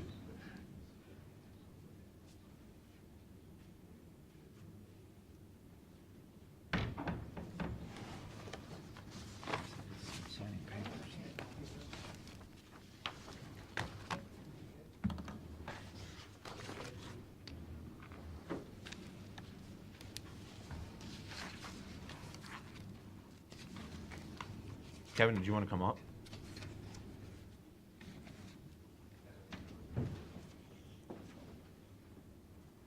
This is a great time since Mr. Shenigo left. Now's your best at. You guys all missed your chance. Yeah, well, again, Page 6, I'm sorry, just so everybody on the Right. same page. yeah, I've met with Pete and Ed and Melissa in the commission before leading up to this. I want to thank you for your indulgence and, reviewing the budget. Just to put in perspective, and I won't go over everything we talked about before, but, I kind of gave you a picture of the last 15 years of the prosecuting attorney's budget and also the dynamics with how little it actually went up, I think, in comparison to other budgets. And again, I think everybody here is fiscally responsible. But there were some big changes in those 15 years, like I think it was mentioned before about the addition of another judge. Judge Lux went full-time as opposed to part-time. Judge Delameter made there's some changes. The other judges have been burdened by the domestic relations duties and responsibilities, but that also freed Judge Delameter up for doing basically exclusively juvenile issues like children's services and delinquencies, which our office is responsible primarily 100% of. So there were a lot of changes in the last 15 years. And as we indicated, like DRATEC, what I've been trying to do over those 15 years, to put in perspective, was to utilize those funds we had, like DRATEC funds or DTAC funds that we used, and exhaust them before we tapped into the general fund. Also, we use a lot of the forfeiture and mandatory fines to also support or some of the budget and some of the payroll. But where I don't say the emergency, but the urgency, I should say, came to play was over this past year. I don't know if it's because of the job market. I don't know if it's just the rubber meeting the road. But I've got, out of the full-time assistant prosecutors, there are, I believe, 11 of them. And in the last 5 or 6 months, that's full-time, last 5 or 6 months, four of them left. Mark Smith, Ashley Thomas, and of course, Aaron Lindsay and Pamela Gross, I think in that order. So it brought a little bit of urgency, and they all left because of financial reasons. And we tried to advertise for purposes of what we traditionally have, and we were coming up really without any experienced prosecutors for which we were advertising. So we put on a couple new prosecutors initially right out of law school, and their pay was $40,000, which again in today's environment is really for a practicing attorney is substandard, to be quite frank. And then, but we share those thoughts with you, and I think the commission has responded. I appreciate your understanding and working with the administration, Pete, and the others, and also the commission. So I'm here to answer any questions. I saw the budget seemed to be addressed many of those issues. So. Yeah, again, we appreciate like you're creating this, looking for additional funding sources to reach out to JFS and look at the 4E angle, which I think is just great. If we just, we've started kind of calculated in here the additional revenue that you get that far exceeds what your request is. That's always a good thing. Then we just need that contract to get through here. Right, yes. Yes, what Mr. Daniels talking about, of course, is 4E. We have 4D funds, which deals with child support enforcement, which we've been utilizing for years, but now 4E. Even enhance that as well, yes, too. Yes, 4E. Yeah, we added more people on there, so trying to take advantage of that as most we can. And for the audience, of course, that's just reimbursement from the federal government for services that we're providing in that area. In children's services, the abuse, neglect, dependency cases are, now we can get into 4E funds, and it's not nearly as advantageous percentage-wise, but still, it's some reimbursement that we can take advantage of, and hopefully will. And I got Pete's on it because he just sent me an email a couple of days ago on that. And we'll So you were able to replace Pam Gross then? Yes. Who is it? Well, there was 2 positions, Aaron Lindsay and Pamela Gross, and we replaced them, those positions with, first of all, Paulette Lilly. Paulette was a common police court judge in Lorain County, the domestic division, for 12 years. And before that, she was a prosecuting attorney for Lorain County Prosecuting Attorney's Office, did major crimes, came highly recommended by Dennis Will, who is the current prosecuting attorney in Lorraine County, and then also Dominic Gentile, who is out of Huron County. He's been an assistant prosecutor for 3 years, working in Richland County and then in Huron County, and we hired him on. He did a lot of cross type of work, like juvenile prosecution. Also did children's services, which is always nice because that's always a difficult area to fill or have someone substitute. And also did he did some felony workup work as far as that's concerned. But he's going to be, those two are right now assigned to Judge Bennett's courtroom. Judge Bennett's been very gracious as far as laying out the red carpet, so to speak, the other day for these people and trying to get them acclimated into what we do in Erie County. But I feel confident that we've got a very experienced person and one that I think has a lot of upside too as far as prosecution in that respect. Again, you know, tough cases. I said the children's services cases, that's always been something, you know, we go back. When I first started in this job back in the late 80s, early 90s, we have Michael's House now. That came out of Michael Wasserman, a case that haunts me to this day as far as just a tragic, terrible child abuse fatality that the system really failed Michael. And that's the whole premise of Michael's House, and also what we do now with children's services and trying to do, really treat these cases the way they need to be treated. So.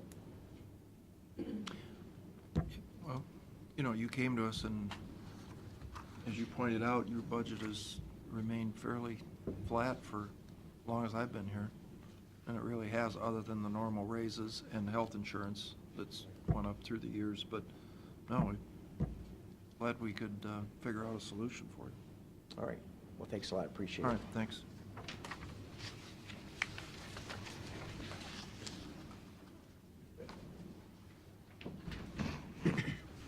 We talked about my budget request. It's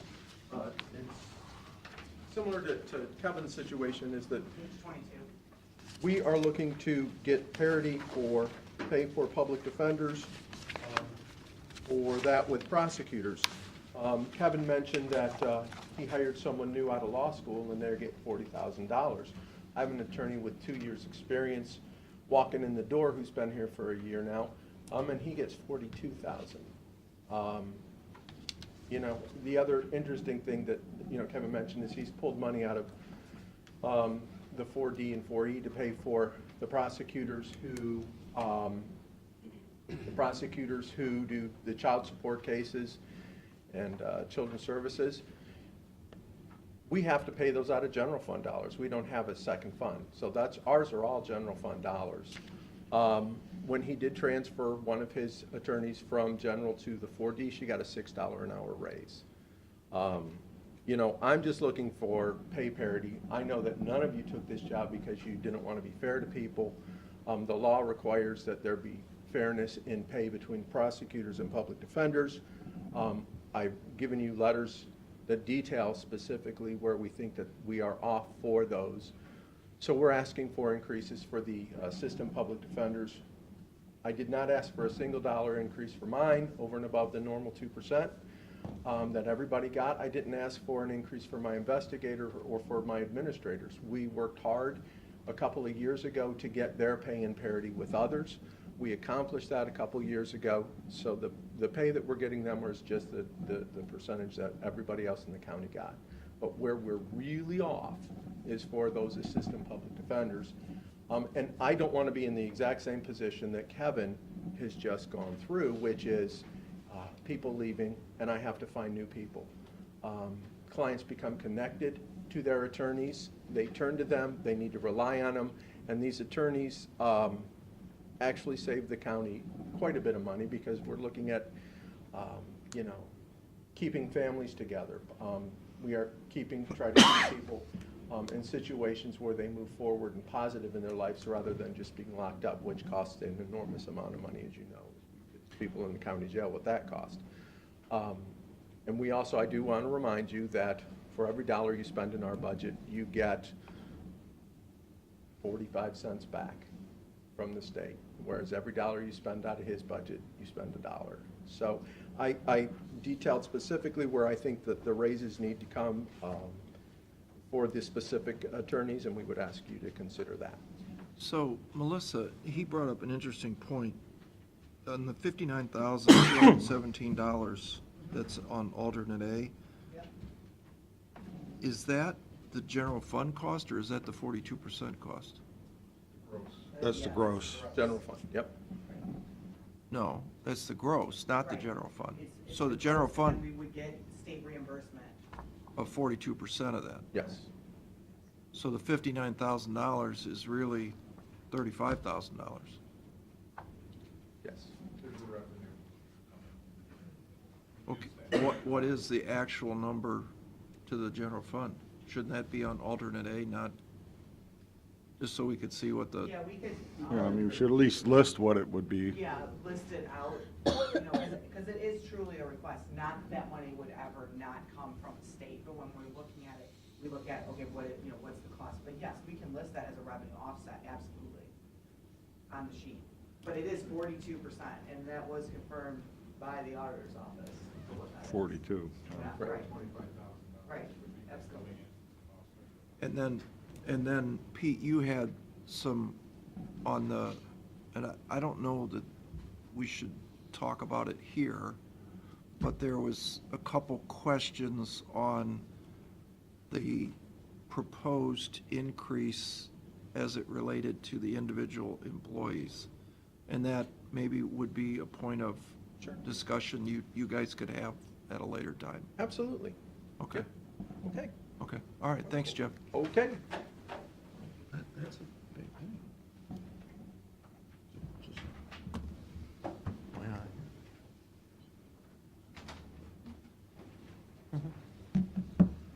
Next.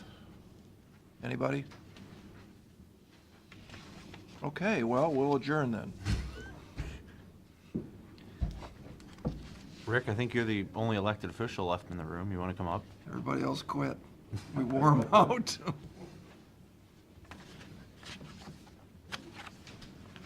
Unless you want to adjourn. Nobody wants to come up. I'd say we're The other done. ones too that aren't here, You could. Do you want to stay? We I can, told them I was gonna take one for the team, and I'd be last since they all had other things to do. I mean, it's okay with me. go ahead. The sheriff and Judge Delmy are both open next, they couldn't make the schedule. But do you have other Yeah, folks like you want to do? Yeah, facilities. and- You want to, it's up to you, Rick. Yeah, it's fine. I'm Whatever you okay. want. I'm okay, because I really want to stick around, because I want to talk to you about Tuesday night. Okay, you might be sticking around a while. That's all right. so it's really, I mean, Judge, do you want to get out of here? Because we're ready. No, I'm good. No, he doesn't want to go. He wants to stay till the end. We've got some little miscellaneous things to do if you want, or you can go now. It's okay? All right, go ahead. okay, so as you want to start, we'll just start on page 1. We'll just go make sure we've touched on everything as we go through the packet. Okay.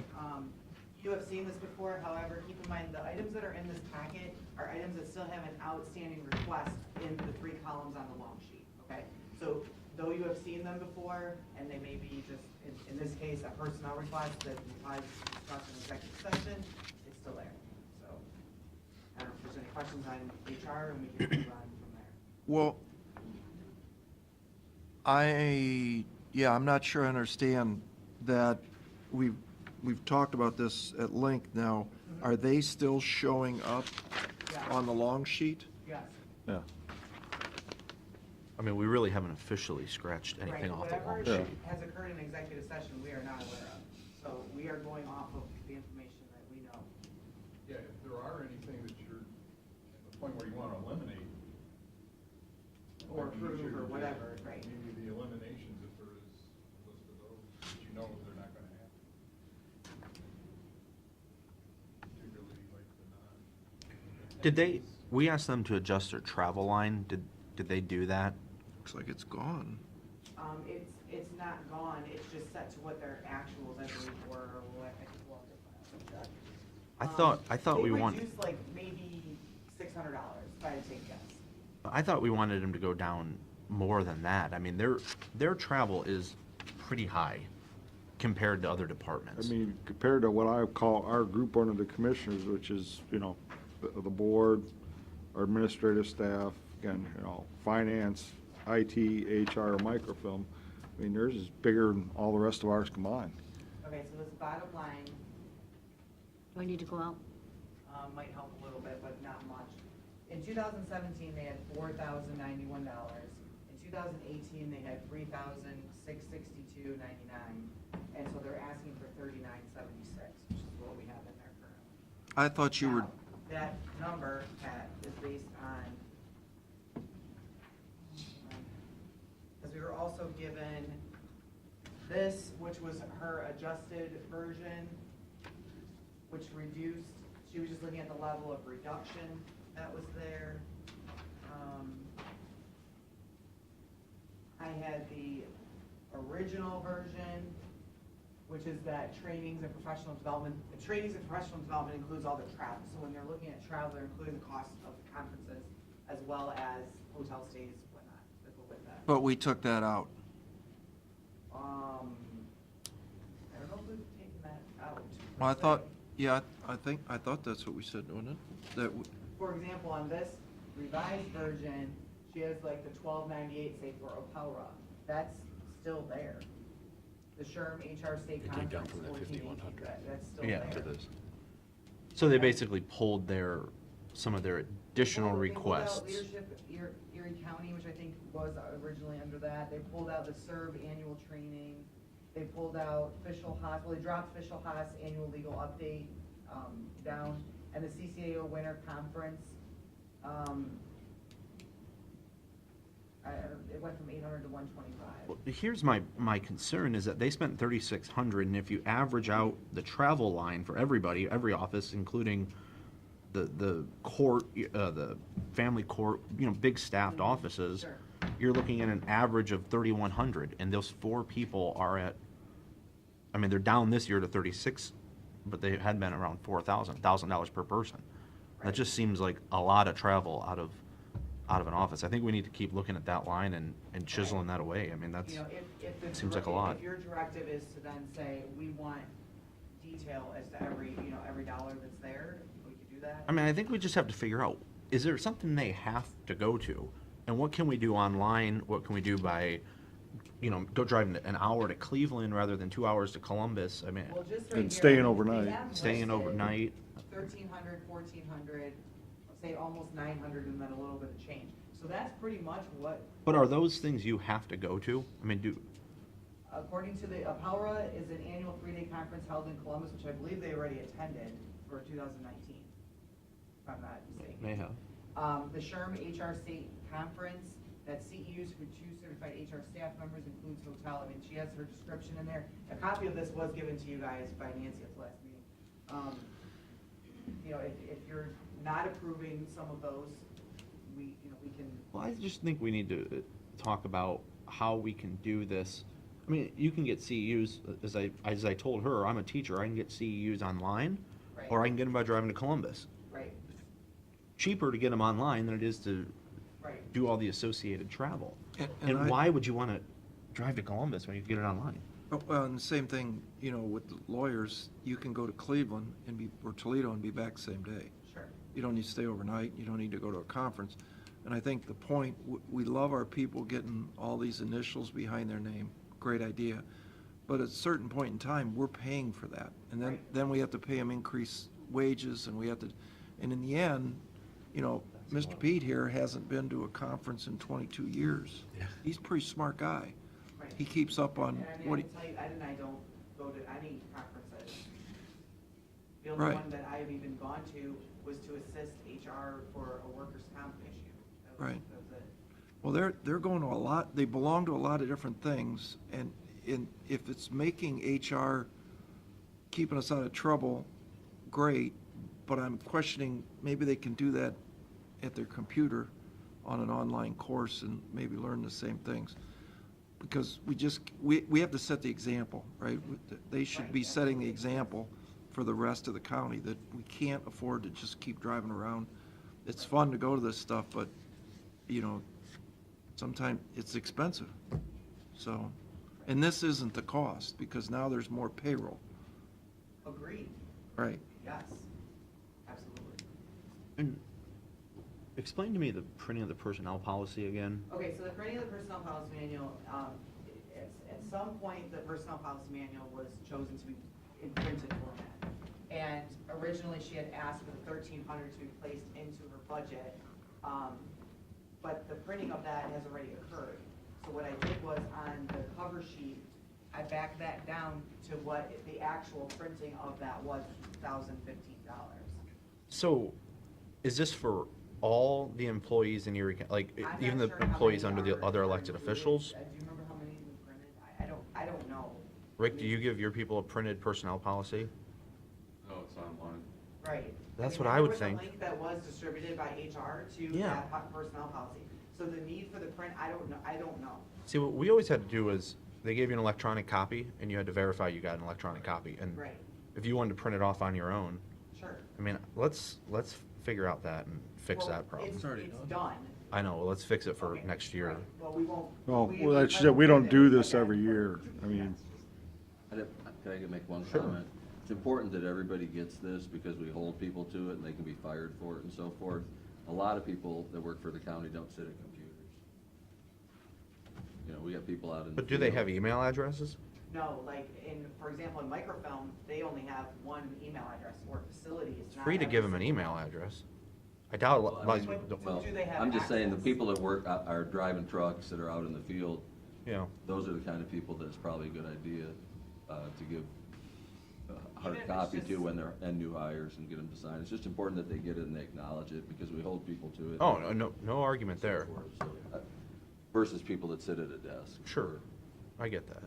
Yeah, that was the thing I was gonna add, is that you really need to make sure that it's in their personnel file someplace so that you've got evidence that they acknowledge that it was shared with them, they did see it.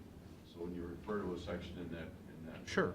policy, that you're not disciplining for something that they don't know anything about. Yeah. Or they've never seen. Okay. Okay, and then, yeah, we'll do we've already discussed the wage thing. And I think it's fair to say we're not doing a part-time floater clerk. Right? Yeah, absolutely. Yes. No way. Okay, next. Okay, so next one in the packet is microfilm, page 2. Well, these were all, Same situation, just personnel only. yeah, requests. so we're not gonna talk that Right. in open session. Yep. So we can move then to page 3. Facilities. Page 4 has the detail of the capital requests that are at the bottom. So you didn't change the courthouse issue. Yes, I did. Where's it at?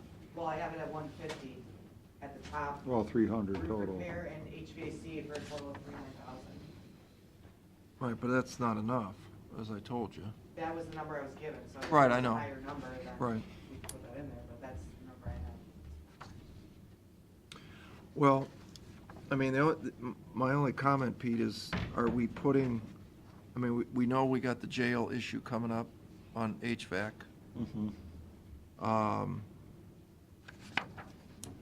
Is there any of that money put aside here for that? Well, it's in here.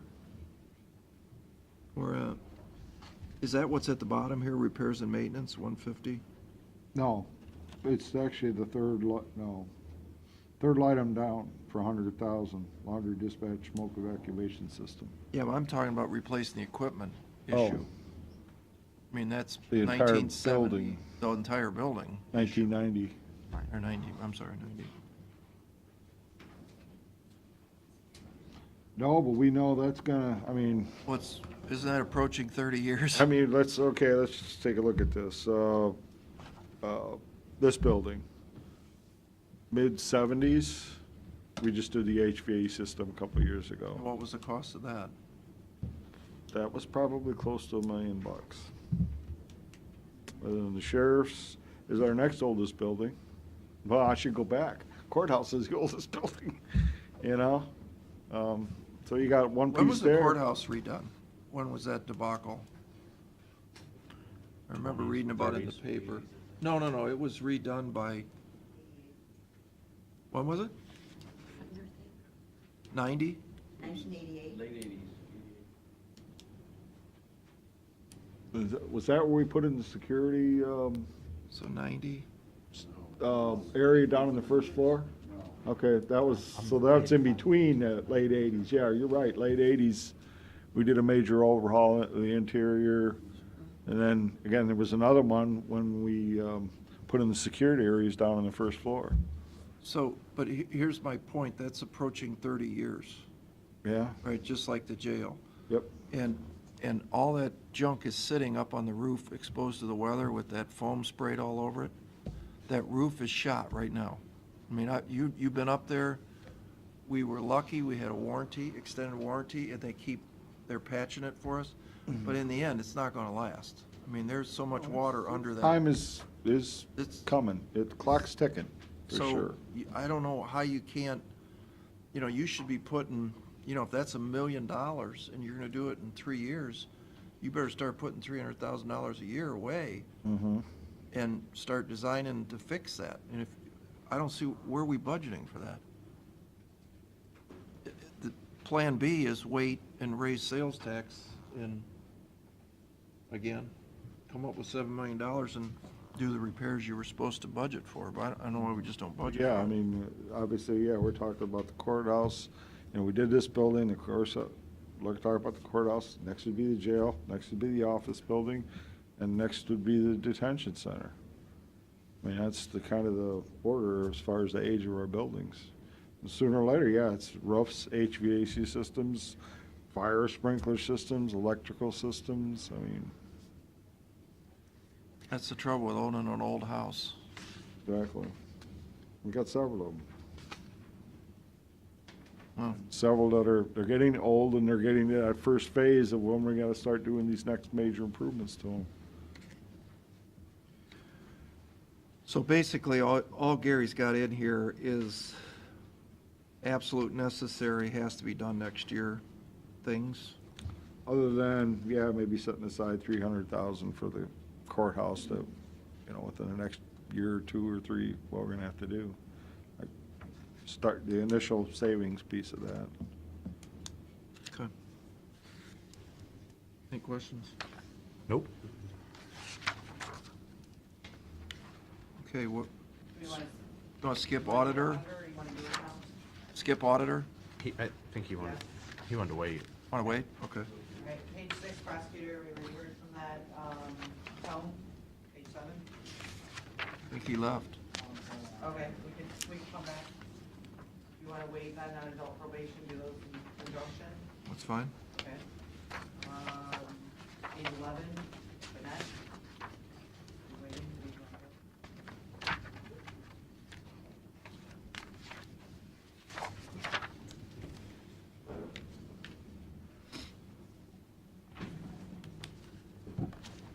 First, I want to thank you, Commissioner Schaffner, for coming and spending about 3.5 hours in December with me and talking with me about my concerns and everything. And I told you at that time, it was just, you'd asked me, if I recall, if I could get any wish I wanted, budget-wise or whatever, what would it be? And I said, just to be treated with equality, equally with other people. And I appreciate you spending that time with me. It's really disappointing to me as I look at these budgets and I look what's been done. To me, it's just politics as normal. That's all it is. I look, and I was talking with another office holder, and he said, every time I got to jump through all these hoops, jump to get what I want, and then there's a wall put up, a roadblock, and I don't get anything. And other people just make a phone call and get whatever they want. I've seen that over the years. And it's very disappointing, because I've been one of those that have jumped through the hoops.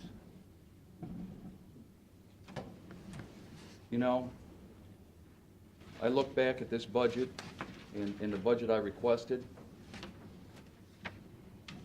we requested a budget of $679. Strike that. The budget that we spent, actual 2018, 694,924. Out of that is missing $26,200 for court smart bill that hasn't been paid yet. That has to be added in there. Is that correct? That is correct. So, Judge, excuse me, I think those were encumbered. They were not? Vicki? Yes, but they No, don't. they're not actual expenses, but they were encumbered, so technically it's like it's budget covered. It's not in this budget. It doesn't appear in this whole. No. But it's something that's, unless the encumbrance is voided, it should get paid out of 18 funds, but the actual check hasn't been written. So it's making. But it's not paid. It's making his actuals look lighter, I think Yes. that's what he's trying to Correct. explain there. That's correct. Additionally,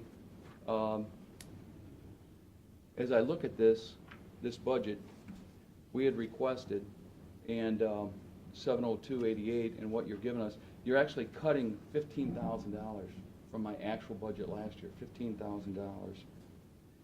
We asked for the extra $23,000. 13 of that is for our Court Smart maintenance bill. Now, not only do we pay that for our courtroom, we pay that for Judge McCookie's courtroom. She don't pay it. So if that's not going to be given to us, then she's going to have to pay it herself.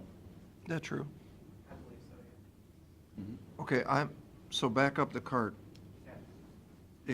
Explain, because I'm not understanding Yeah, what it's he's okay, saying. yeah, So right. what, Okay, so what he's saying is, let's go back to, he's saying his budget was cut 15,000. Okay, so let's talk about on that. which line item you're Okay, talking? that's what I need to explain. So there's been a $10,000 roughly, a deduction, okay, from his actuals to his budget in salaries and benefits. That is due to enrollment changes, what people elected in their health insurance, okay? So keep that in mind. That's nothing we can control. It's nothing they can control. It is what it is. It is what it People is. choose, Right. okay? So that $10,000, that's, to me, a side item, okay? Because that isn't anything we can control. The 10,000 of the Correct, right. 20,000? The $10,000 reduction of the 15, okay? Okay. The other 15, there was a $7,000 discrepancy between the actuals and the budget. The reasoning for that was all of the one-time expenditures that we had backed out. The Under TV. office supplies, there were TVs, there was a stool for something I can pull out, I have the detail on it. But that's why that amount is lower, because there were those one-time expenditures that, according to budget policy, we back those out. Those are non-recurring expenditures. Because you're not going to buy another TV. That's correct. The TV was bought for a particular purpose, because. Whatever, but you're not going to buy another one. And I just want the record to be correct. It's not a TV to watch TV. It's a No. monitor Right. for trials that the Supreme Court of the United States and Ohio, 6th District, had talked about for overflow. No I just want question. the record to reflect, because if Right. you say TV, some people might read that in as to watch TV. That's No, not- It's And more I of a understand, you monitor. understand that. I just want Yeah. the record. It's a TV like this, say, for example. Yeah. Monitor One that- it. Right. Right, absolutely. So you're not going to buy another one is the point. So, right. So that's where that reduction is for that, okay? So that's why, where he's saying the 15,000, 10,000 is in the salary and benefits for health insurance changes. and Which you the can't other- do anything about. Right, and the other 5,000 is for one-time expenditures. Okay. Okay, so that's the first, to clarify, Okay. okay? So we good with that? So we're asking, yeah, we're That's asking. fair. We're asking. for- Treated equally, right? That's fair, So far. so far. So far. Good. Yeah. All right. We're asking for that 13,126, right? Because that's the maintenance fee for the Court Smart, the recording system. That also pays for Judge McGookie's court. Okay, is that true? I believe so, because we don't have, I don't think we have that on the bookie side. do we? No. Nope. I don't think we do. So I do believe, without digging into it, that is a correct statement. Okay, that's fair. And then the 10,000 is for the copier and supplies. Our copier, I don't know how old it is, but it's ready to go, and it's the supplies. So we're asking for those. That's all we're asking. We're not asking for increase on staff or nothing of that nature. Do you guys lease or do you own the copier? Because don't we lease is most of our stuff? Some do, some don't. Some 'Cause do, it- some don't. Sometimes it's I think cheaper to lease We tend to, I mean, in our offices, we tend to lease. because then it gets old and then it's worth nothing versus you just send it back to them. Yeah, and typically when we renew, we get upgraded technology and they're more efficient and we're usually paying about the same price as we were before. So would at least look into it rather than go out and spend $10,000 Okay, that so- we don't have, so. Just for my own, under the services, the actuals were 11,429, and I have it set at 11,980, okay? if we're gonna ratchet that number back, are you guys asking for 25,106? Is that what you guys want in your services line? Please. Okay, so if I may, I want to understand the difference between the 25,000 they're asking for and the 11,000 that was spent, okay? Well, look at some previous years, though. Okay. 27, 20. What had happened this year with the maintenance contract with CourtSmart, I made a deal with them, since we were purchasing that system, I said I cannot pay the maintenance fee this year. I won't have the money. So they forgave this year for us because we did purchase the 130,000. But it will continue every year after that. Okay, so that explains the difference for the 13,000. That's what I was what is that? What's that 13,000? So is the forgiveness for CourtSmart for that upgrade? Just for this year. Right. So, knowing that, my belief would be they need that money, because that was a one-time deal they got just for that money. Okay. You know, I look back at the things we've done with our special project fee money, because every time we came and asked for money to correct or fix the courtrooms, we were always told to spend your own money. 2009, we upgraded or expanded the jury room because it was too small. It cost us $4,000. Commissioners didn't pay that. The general budget didn't pay it. 2012, we upgraded our CourtSmart for $41,000. We paid that. The general budget didn't pay it. 2013, we had to upgrade it again for another $20,000. 2013, we had to remodel our courtroom for safety purposes, and I can explain that in detail, and I have to many people, and I'm willing to do it again. $118,000 we had to pay out of our own money, not budget. And when we were $60,000 short, we were told by the budget, go get a bond. So we had to go get a bond and pay that $60,000 back. So it turned out to be $118,000.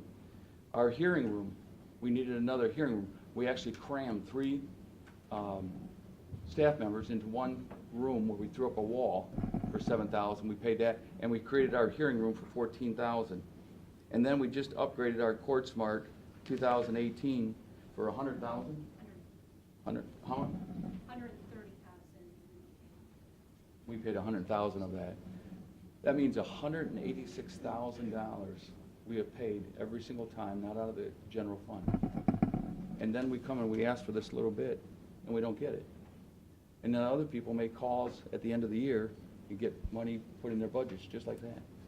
We had to go through hoops. We had to go through reclassification with Nancy on our staff members, and then others just hire out of the blue. Who are you referring to that made this phone call? Huh?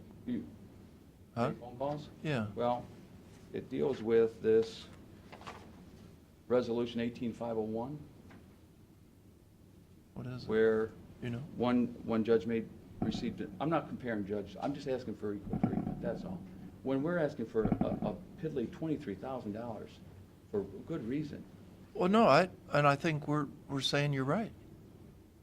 Okay, very good. mean- I know when adult probation came up short a few years back and I was administrative judge, we were told, lay off people. Yeah, I made a call to Columbus to get $16,000 to save that woman's job. I remember, yeah. Yeah, and we've done that all along. Last year, Resolution 18501 granted money. We jumped through hoops to hire employees.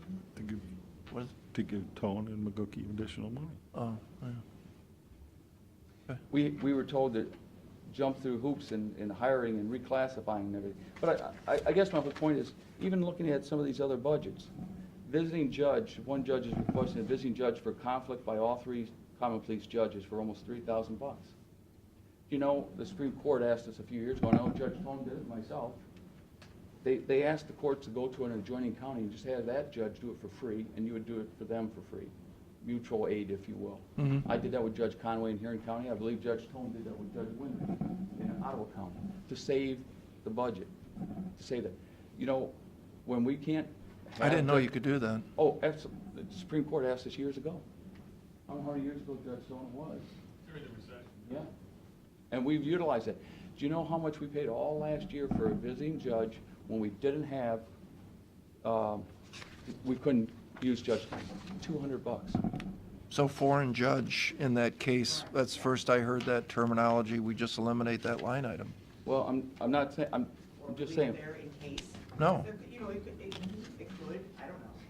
But I don't think we should put the money in there. Yeah. Yeah. My point is that we've always tried to be efficient, frugal with our monies and our requests, and they've always tried to do our best and spent all our money down. And even this year, there was a call made, I believe it was last year, I strike that, hey, can't you put one of your staff members back in your special project fees to take them out of our normal budget? And I'm like, are you kidding me? After everything we've done, all these times we've tried to be efficient? That's all. So that's our request, is what I said. Thank you. All right. Well, I think what it was is the court smart, we didn't understand about that Correct. I mean, the only fee. thing would be those one-time expenditures, which we're talking like 5,000 for the TV, monitors, you know, that kind of stuff. The rest of it, I mean, the way I'm understanding it, the salaries stay as they stay. They are what they are. There's nothing we do to. That's adjust them, 10,000 okay? of it. The difference between the 63,000 in supplies and the 52 that I've given them, we give them part of it because it's part of their regular operating. The other 5,000, we just took out those one-time expenditures. They don't need to purchase another monitor every year. But this is illustrative of what our amendment to the budget policy was. You buy a copier this year, you don't need a copier next year. Right. So when we And take 11,000 out next year, figured out but that- we don't have problems buying one-time things. We just, Right. not with you, but some people take at the end of the year and spend all their money down, buy a bunch of chairs, and then come back and say, hey, we gotta have all this money. And that's where that side of the column was going up too much. So that's a perfect illustration of the one-time expenditure that we're looking at. And I have no problem with that. And I think the 10,000, one of our staff members lost her husband and her insurance changed from family to. Right. And you know, we don't. This is I mean, what it those is. Those things happen, and we understand that. My recommendation, if it was me, I would allow the budget from 2018 minus the one-time expenditures that we have outlined, which amounts to approximately, say, $5,000. Sure. Yeah. You good with that, Judge? Okay, that's easy. All right, next. Family court, do we want to discuss it or wait till the felony goes here? Just wait till they come in. Okay. Judge Tone, I think he's ready. We've already seen it, we've already know what it is, so, other than hearing directly from the judge. Do you want to go? Good morning. How are you, sir? Okay, we're gonna backtrack to page 7.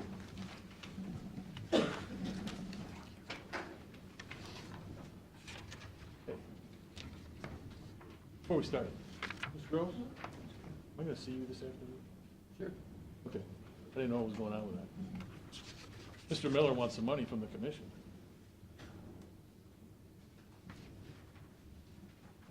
We're broke. So go ahead. Well, I mean, I think mine's all set. I talked to Pete. If you look at mine, I think it's page 7.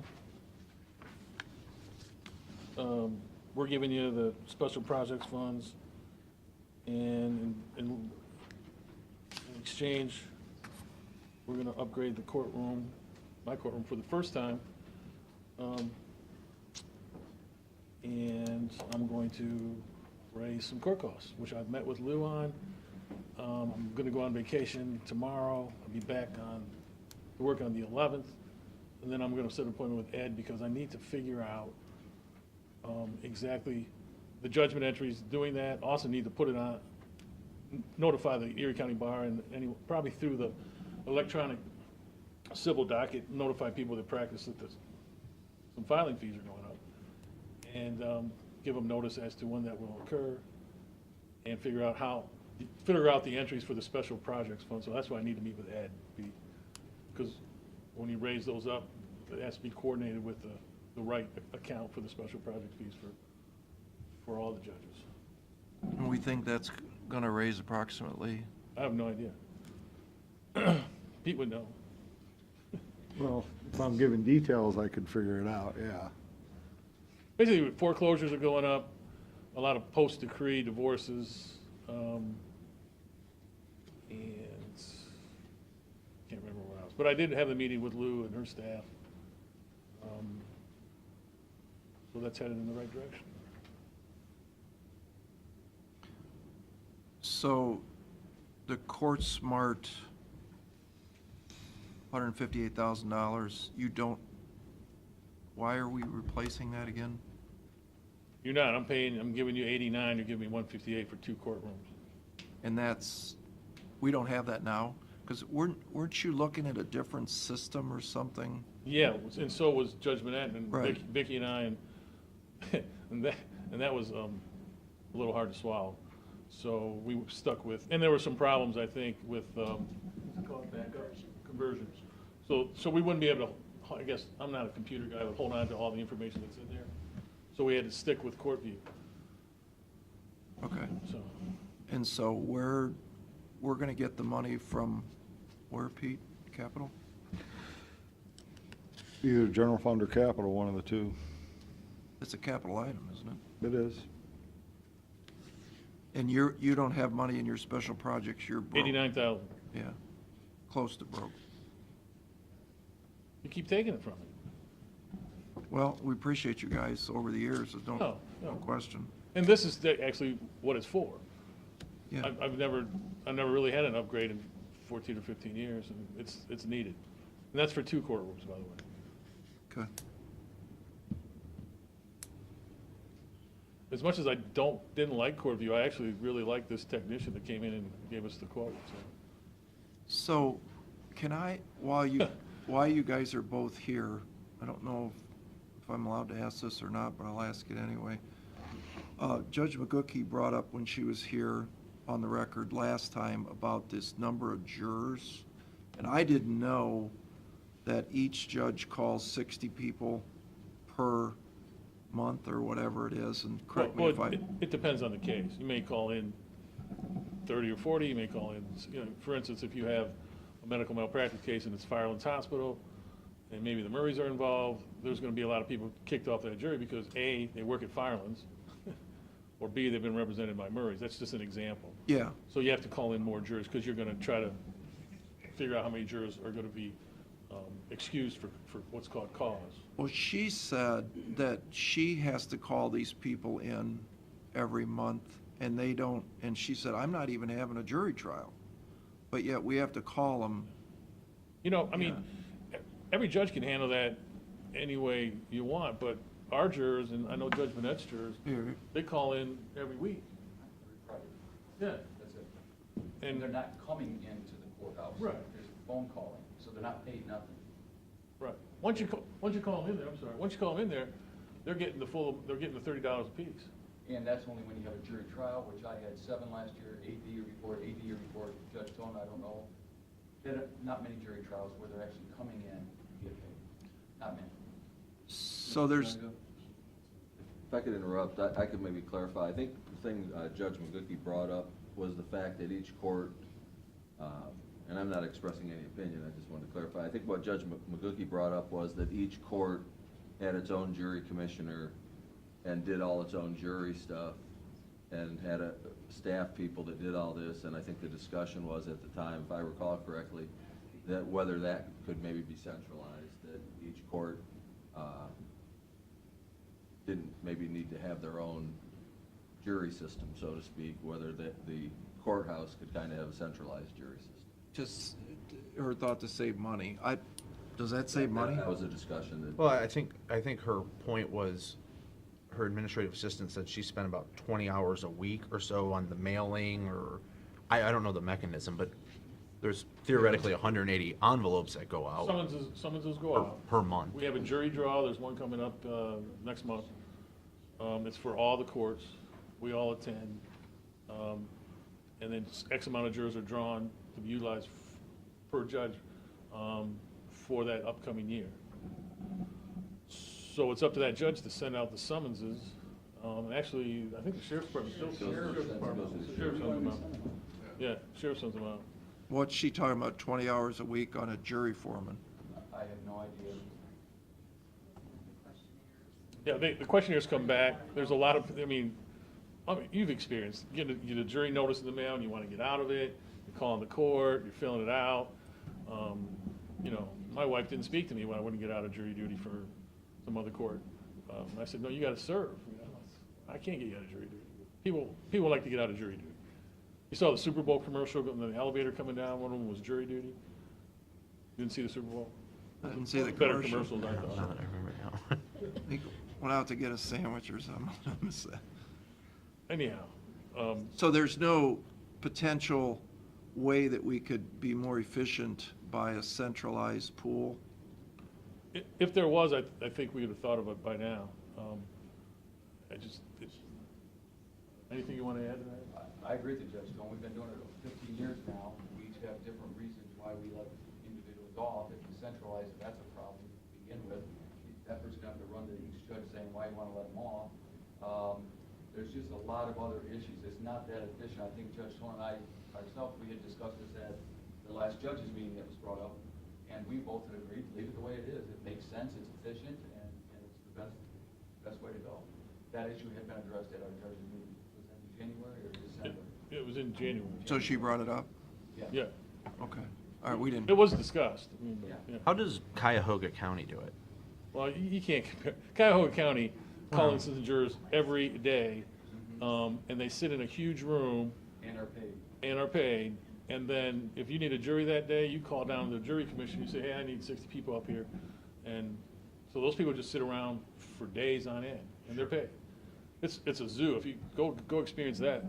Yeah, I get it's the just- big counties. The big counties. But it's what about totally Lorain County? That's what I tell the jurors. I'm sure Judge Burnett does too. You know, I don't want to mess around with jurors because my name's on the summons. In a big county, it just goes out. They don't know who's making them sit down there in some dark room for 3 days, and wait for them to be called upstairs. So one question I have, which I didn't realize until I just heard, so when I get the summons and I'm writing on my form and I'm saying, well, I'm on the radio or I'm doing this and I can't talk, the actual judge who sent that out is the person who's looking at that to see, or no, you're coming in, or no, you're not. And your profession is the worst. In my opinion, the worst is the medical profession and then teachers. They can't leave the classroom, and they're the only radiologists in the whole world. But and we want smart, good jurors, so I try to keep them on. And they don't realize either that most of the time when they get to the courthouse, if they really have a reason that they can't be there, they're probably going to be gone. So it's maybe a half a day that they spend. Fair? Yes, and as Judge Tone was pointing out, Mr. Rowley, you asked about, what about Lorain County? I've been to their courthouse. They have a big cafeteria room, if you will, and they call in, just as Cuyahoga does, Judge Tone's right, hundreds of them to sit down there, and they're paid every day for being there to sit. In case there's a jury, then they call up and send some up. We don't do that. They don't come in to get paid unless we're having a trial. Right. Right, Judge Stone? Right. They call on Friday, there's a trial next week, they come in. And then we call in, or how many you call in, depending on the trial. Might call in 50 at the most, and then whittle them down. And that's, again, we had 7 trials last year, 8. If we did it like Lorain County and Cuyahoga, you'd pay a whole lot more money than the way we're doing it. So, I concur with that. Yeah, we do it efficiently. Judge Bennett and I both try to work out cases. We call in jurors only when we have to. We have rules where, hey, you got to tell us by such and such a time on Friday, because we're going to put the recording on. And once they come in, I've assessed costs to parties when they come in the day of trial and all the cases settled. Well, someone's paying for this jury because you were supposed to tell us by Friday. So I don't think I think it's pretty efficient the way it is. Just a question. Yeah. Okay. All right, thank you. There was one other thing, alternate B, is that okay, Pete? Well, that's something we're still gonna have to talk about. Okay. All right. You done with me? Yes, sir. Okay. Thank you, sir. Thank you. Thank you. You want to do adult probation next? Page 8, adult probation. There's actually 3 different versions, so refer to pages 8, 9, and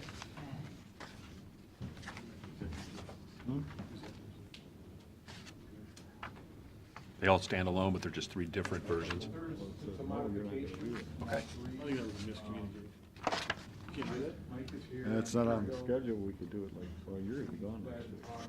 Give you why I You still can't do chose it? them as 3. Gotcha. The first one was prepared basically on the, trying to get commissioners and budgets books for this year. personnel session for adult. payroll transaction reports for the Well, auditor. don't we have to go in executive session? We use that It's not on the same agenda. logic for allocating health insurance. Came up with I don't know. personnel costs. Let's risk it. We Yeah, let's do it. said we needed more information. We didn't really get a lot of information in terms of what they want to spend on non-personnel costs. Then yesterday, I was on, we were thinking we were gonna get something further from Mike, we did. All along, we knew that he needed, was going to ask for 3 additional probation officers, so that number is the same on all 3. Part of what we've been trying to calculate and analyze is what happens when TCAP goes away. That costs to keep people, it's gonna shift back to the general fund or to other grants. As of yesterday, page 9, we were able to calculate page 9, more or less, Mike is proposing to redistribute the personnel costs differently than what was on the first version.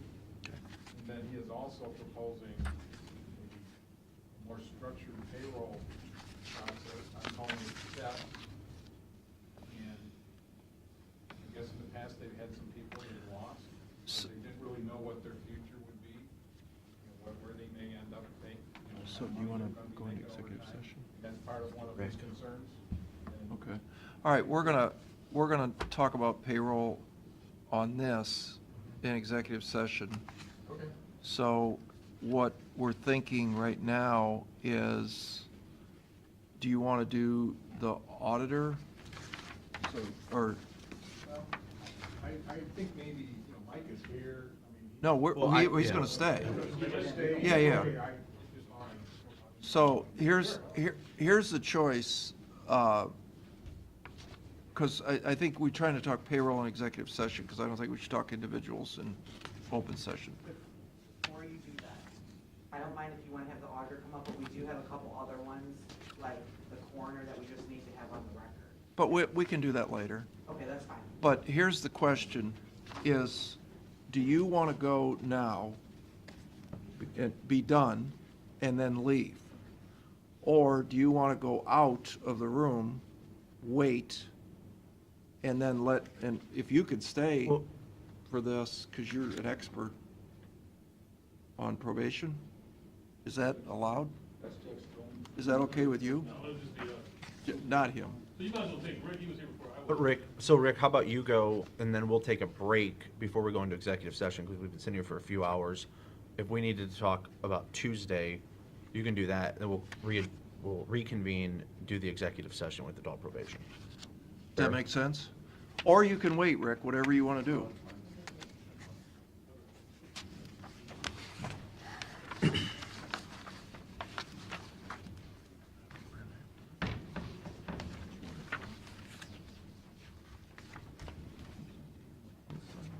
Okay, page 5.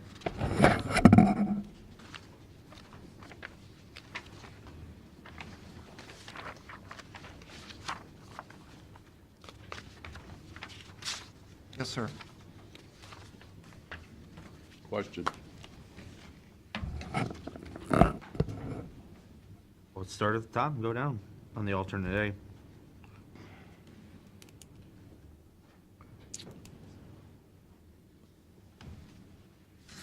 What's your question on the first line? I don't really understand that. You want to explain it? Explain it. What we did when we talked about this reorganization, it's been, 2-3 months now, that we had a 3-year plan, that we finished 2, and then in the middle of the 2/3 of it done, we changed course and we're going off in a different direction. So what we did is tried to live within your budget guidelines for last year, and we made a decision not to add a part-time person in the real estate section. But we also recognized that when we did this reorganization, we were trying to stay to where a salary is a salary and it's where it is, and we're not going to split salaries. What we recognize is that Brenda spends probably 10-15% of her time doing real estate-related work. We were 100% charging her to the general fund. So what we did was we moved 10% of her, which includes salary and benefits, to the real estate fund, which we manage, and you know, the balance is still very healthy, and trying to live up to your budget guidelines. So that's the long and short of that. It's just Brenda going over to real estate. What comments? What? I noticed, because again, getting the payroll transaction reports, I saw raises greater than 2%. I know I did various versions to exchange it with Pete, make sure we were analyzing it correctly, and I don't know if we ever did come up with the best version. Because we authorized a couple raises at the end of last year. Right. That's I included thought that in was here. to complete your 3-year plan. Yeah, that was, well, we didn't do all of them, but we did, yeah. That was to complete the retirement component of that. But you only addressed the general fund side. We still had the real estate side, and looking at the budget, you know, rather than hire that part-time person and do all the extra expense with that, I just decided the money's there. We're gonna finish that plan, and we're gonna deal with it. Part of it included moving Brenda, so that we didn't have to massage any numbers on the general fund side. We live within our budget. I would point out the fact that in 2016, we spent $824,000 in the general fund. We're asking for $817 this year to start with, and with these changes, and some of this was, you know, that was put on us that, you know, the auditors finally got a raise. That's part of this number, and there's benefit changes that have happened along the way. We also did not spend money last year on travel, which I know is a big buzzword for you guys. I personally don't agree with the philosophy that you spend all your time amongst the people that you spend your time with day in and day out. I agree with, we do a lot of webinars in our office, but we also believe that part of the issue, and I will remind you, that we passed that IRS audit with a minimal expenditure because Brenda and I were at a GFOA conference 3 years ago, and one of the things we recognized is that the same guy that did our audit said to it, if you've got a problem with information being returned to you by the IRS because you've got mismatches, you know, beware, because it could cost you big time if we come in and take a look.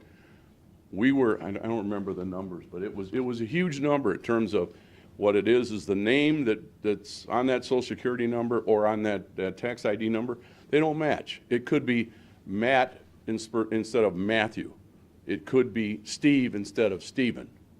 It's that simple, but that raises the flag as far as the IRS. We skated on that IRS audit because we did the legwork in 2015 to clear that. And it was because of the travel that we did, it was because of the conference we attended that kind of brought it to our attention. And the other thing is that the thing that you miss is that there is a lot of interaction. We spend a lot of time with other auditors' offices, and it's because of the attendance at these different seminars where we've got a relationship. If I've got a problem, I don't have to call some expert. When we talked about the doing some type of an audit on a review of our payroll process, and I made 2 phone calls, and for nothing, we got an answer back that basically said what we're doing and what we're trying to do with DD and the other, going back to the IRS audit, that it was we were on solid ground. When we talked about that payroll. What does that got to do with travel? Because we picked up the relationship and the ability to communicate with other offices in the. I can call a commissioner's office anywhere I want. I don't Pat, have to we go can see them argue face about that all day. I'm just telling you that it makes a big difference when you can put a face to a name and you can exchange ideas. And they've actually visited our office and we visited their offices. Here's the problem, is if you take it in your, what's the percentage of travel that the auditor's office does? You did a sheet compared to other offices. Well, if you combine, well, I did it for every office. But if you combine the real estate, I agree your general fund travels went down, but it went down, I mean, it went down, whatever it goes down in the general fund, it's went up almost commensurate amount in the real estate. That was just a quirk. That's not by plan. I mean, But it is what but it it is is. what it is. And then, so I mean, if you do your travel, if you look at it, it shows in 16, it's about $18,000 for your department, and 17, between the two divisions. In 17, it's about 16, almost $17,000. Then in 18, it was down to $14,000. But the average department, I mean, of every size, like I said, was what, 3,700 or something like that? 3,118. So I mean, you're a factor of 3 above what the average department is. And a lot of the stuff that we do is not what you would call the norm. It's stuff that I don't know. I mean, it takes a specialized talent in some cases. A lot of the stuff we picked up from the IRS audit, or to avoid that IRS, was because of the conferences that we're attending, and those aren't available online. Why? The ones, I don't know. Ask the GFOA. I don't know. I don't schedule those. I go to the ones, we look at the agenda, we look to see if it's something that's important to us, that we can benefit. I told you, we had in our budget last year to go to the GFOA conference. We didn't go because it was in Cincinnati, for one, and two, the offerings that they had weren't things that really interested us, and it wasn't worth the travel to go down there. We made those decisions on our own. We didn't need somebody from the outside telling us to do that. We made that decision on our own. Are you telling me that when you guys have a conference and you have a speaker that talks, that isn't available after the conference is over No, online? no. Well, you guys ought to get with the 2000s, because on the builder stuff, you can get all that stuff online. I'm just telling you that Watch it's the guy not. right from your home TV. I'm just telling you that it's not. Well, here's the problem. It's not, if you're spending $18,000, what if HR wants to spend $18,000? She wants to go to all these different As things. far as, Well, then we'll- pretty soon, we got a $400,000. We're travel budget. talking about the travel and general fund, and I will defend that, it's minimal, it's not, and as far as the real estate assessment, it is a specialized, you just can't bring somebody in off the street and say, we're gonna become an appraiser in that division and make the right decisions. There are specialized training that they go to. There's actually a certification process that our office has gone through.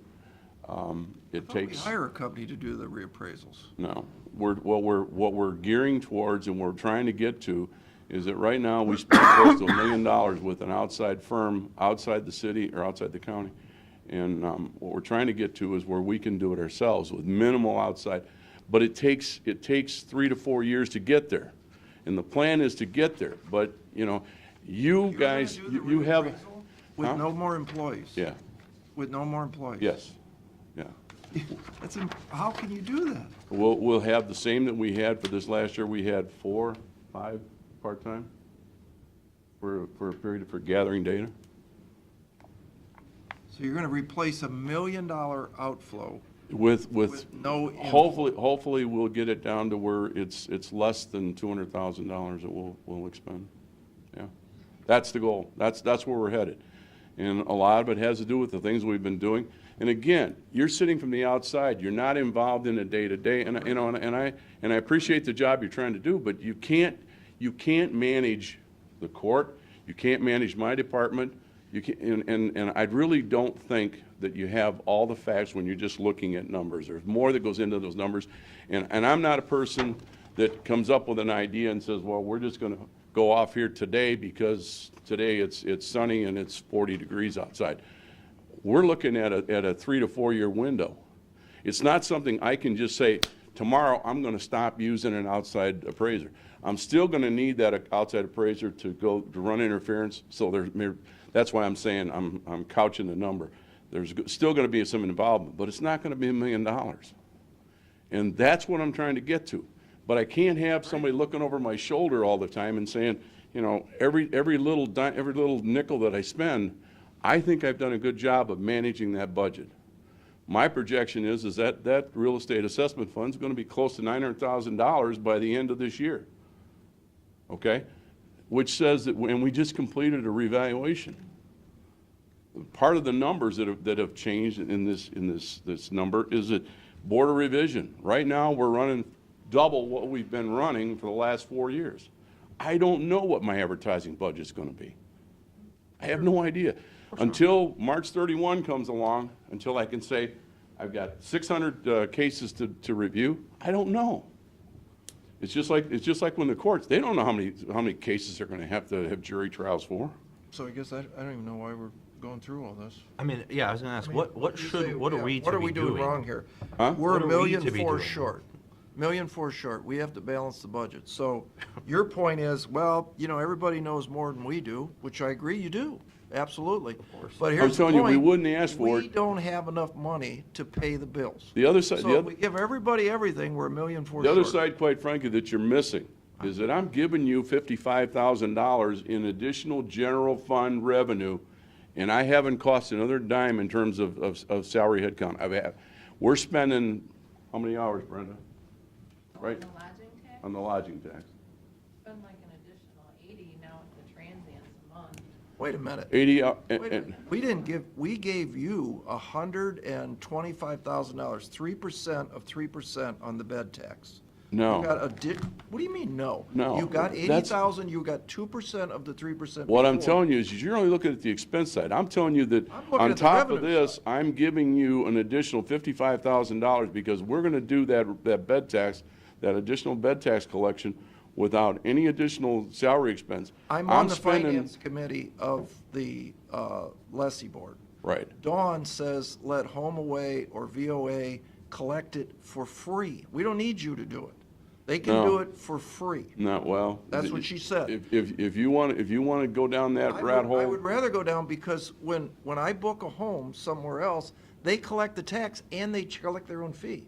I'm gonna I tell don't need a fee. I'm gonna tell you right now, we're going Ottawa through, County puts 3% into the general fund right, at the top, right. and they use VOA. They let the company that books the home collect the tax. I don't believe that, but. And here's the other 'cause issue. I don't And- believe that because but we let me- we modeled what we're doing after what they're doing. But let me tell you another little secret about bed tax and these homes that you think you're gonna collect.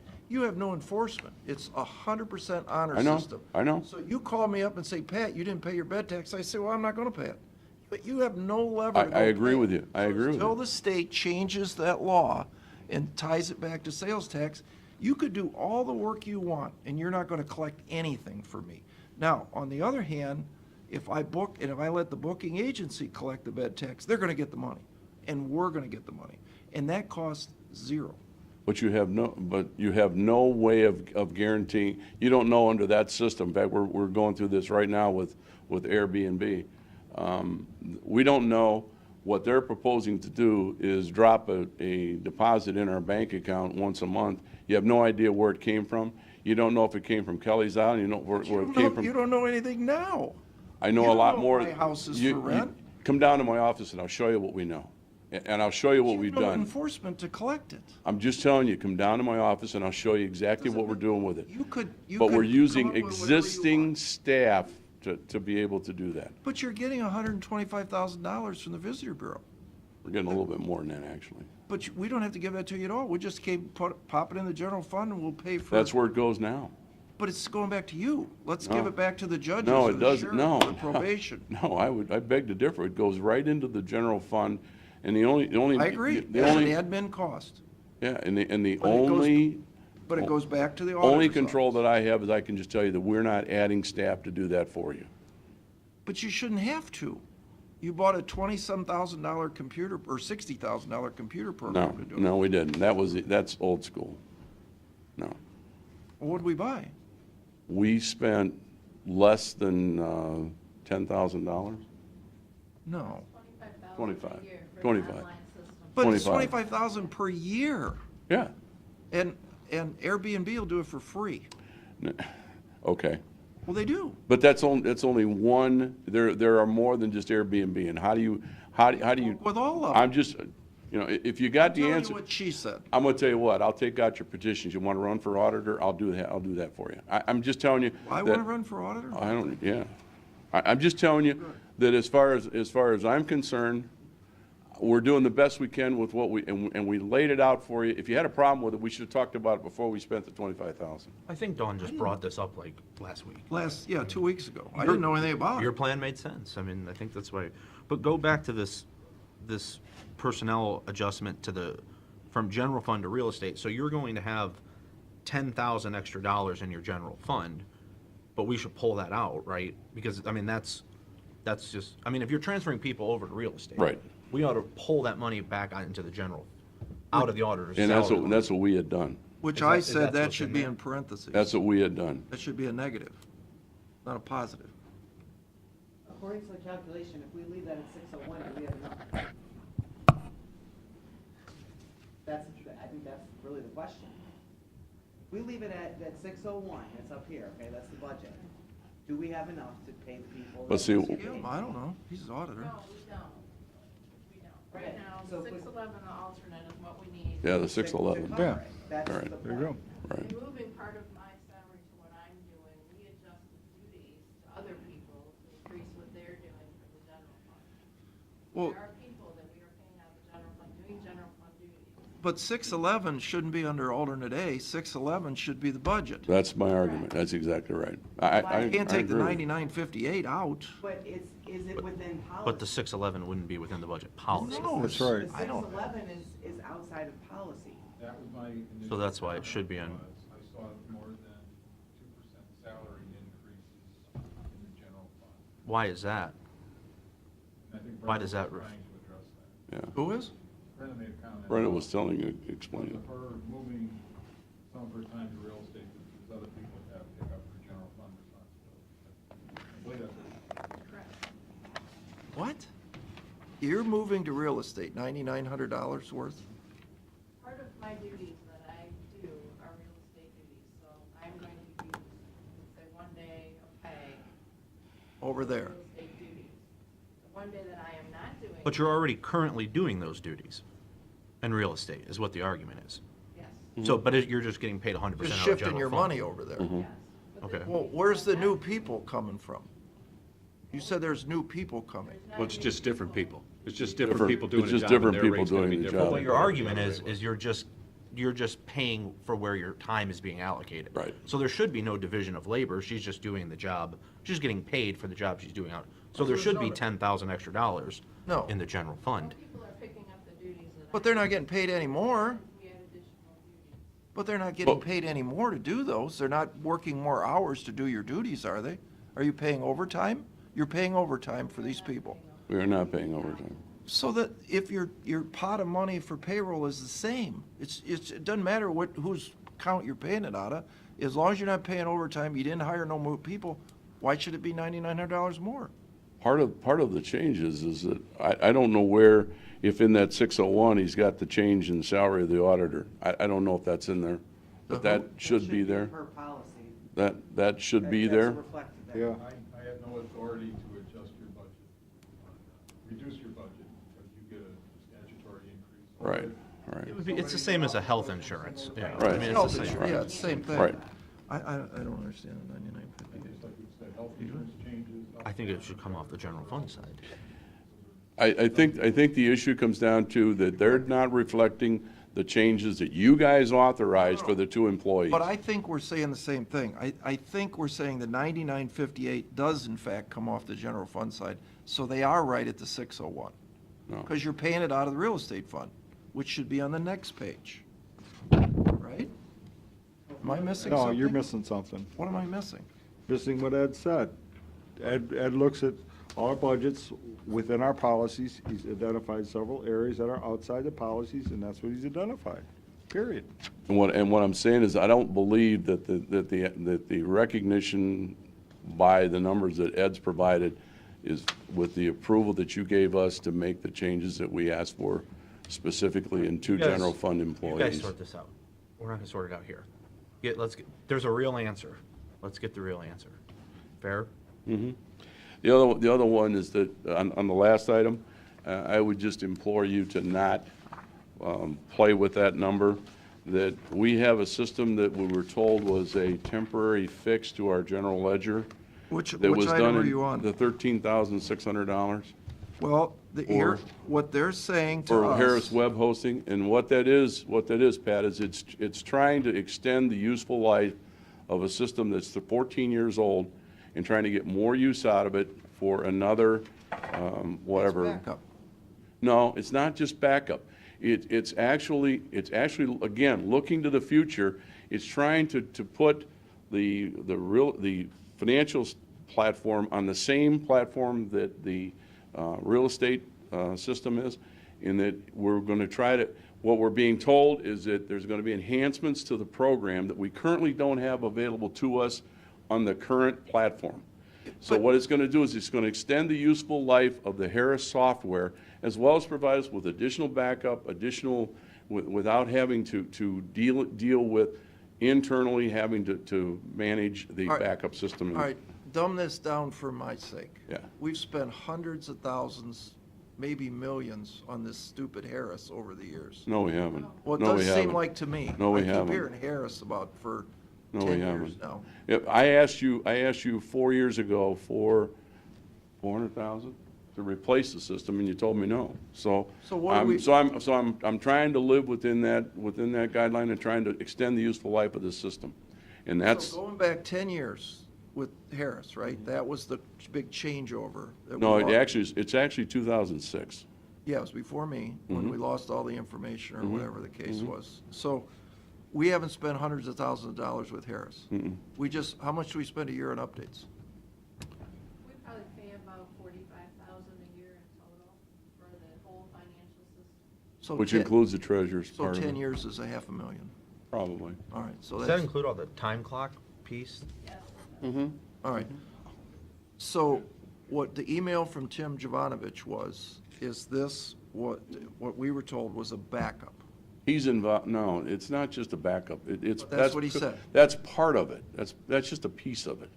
That's not the whole process. So what the $13,000 is really upgrades, software updates that you anticipate are going to happen next year. Which will, fair to say? which will extend the useful life of the current system. Whatever. Yeah, Do you have a quote on the $13,000 as we sit here today? yes.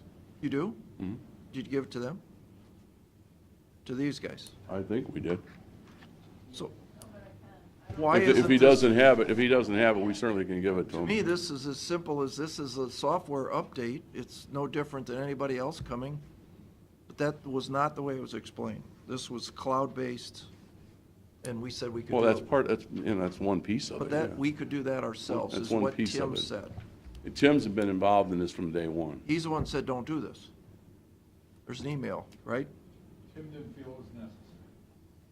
That we currently cover Yeah. the backup. That's the Well, information. only the backup piece, he's only talking about one little piece of it. I'm talking about the bigger All right, so let's get this number less the backup. pic.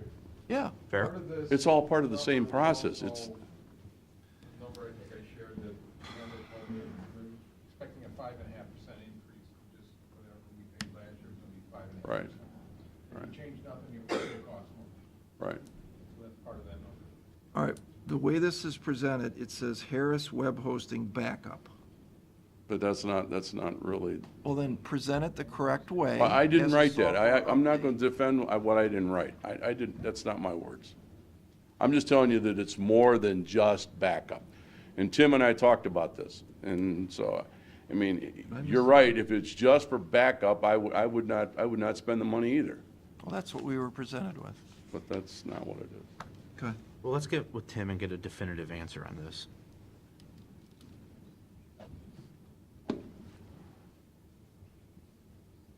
Okay?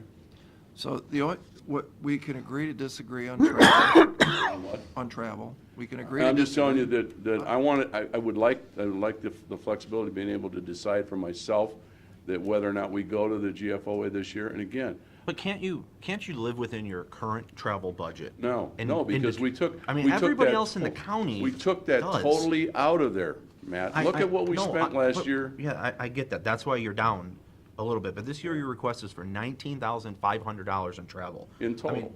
that's more than all the judges combined. That's more than every other division in Combined. most other buildings. Combined. Combined. I mean, it's a little bit high. A large chunk of that is Mark Podleski. Well, then tell them to stay here in GIS things, okay? Yeah, I mean, the travel is, and It's then. not just real estate people It's, going. yeah, exactly. No, I understand. It's about 5 people. I mean, we see the forms, but it just seems like that's really high. How do we tell Job and Family Services that they can't go to a seminar? How do we tell HR that you guys can't go to a seminar when you guys are spending, and they come back and they say, well, you got $18,000 just in the auditor's office? Well, and we say, oh, that's not our position. Well, then they go, well, why are you telling us? And we're not telling you which 'cause I'm sure conferences the to go judges would to say the and same which ones thing. not They to say go it's to. not our That's- position. Well, why are we even here? We just set an allocation. you want. Roger doesn't ask what conferences to go to. He goes to wherever he wants. I mean, that's the prerogative of the elected official. But he spends $2,000 or $3,000, not $18,000. 2,000. Right. I think travel for the county, it's the elephant in the room, obviously. I went last week, County Commissioners Association of Ohio. We can agree to disagree on how important travel is to different people. I told him not to go. Yeah, they did. I told him to go. So, But for me, I do get more. When I see you and I talk to you and I learn who you are, it matters. Maybe it doesn't for quote-unquote a bean counter, no offense intended. If somebody's just doing numbers and doing things, is it just formulas? Could you do that online? Maybe, maybe not. But it is important, and I get that. But we're in a pickle here because we've got travel requests that are coming in, and when we look at our bottom line numbers here, and we're over $1 million, we don't have. Do we have to start making a decision that says travel's just not important? I don't think that's the way we need to be, but we have to find a way to get it together so that something doesn't jump out.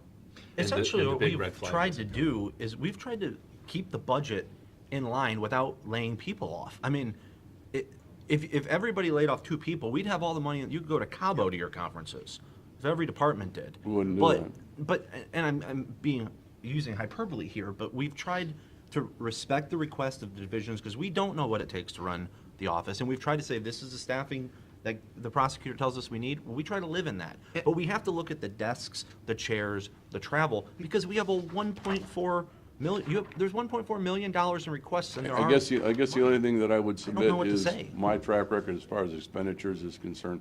I will not back away from But it. I think I've been every fiscally single responsible. elected official says And I, that. and I think that you're selling your elected officials short when you, when you say that nobody else is looking at that. No, I already told you that I didn't absolutely spend not. $3,500 last year because we made the decision, not because we were told to. But- we made that decision. That's my point. But Rick, you're the auditor. Let's to look at wherever this, you want. the bigger picture. The bigger picture is we got $30 million to spend.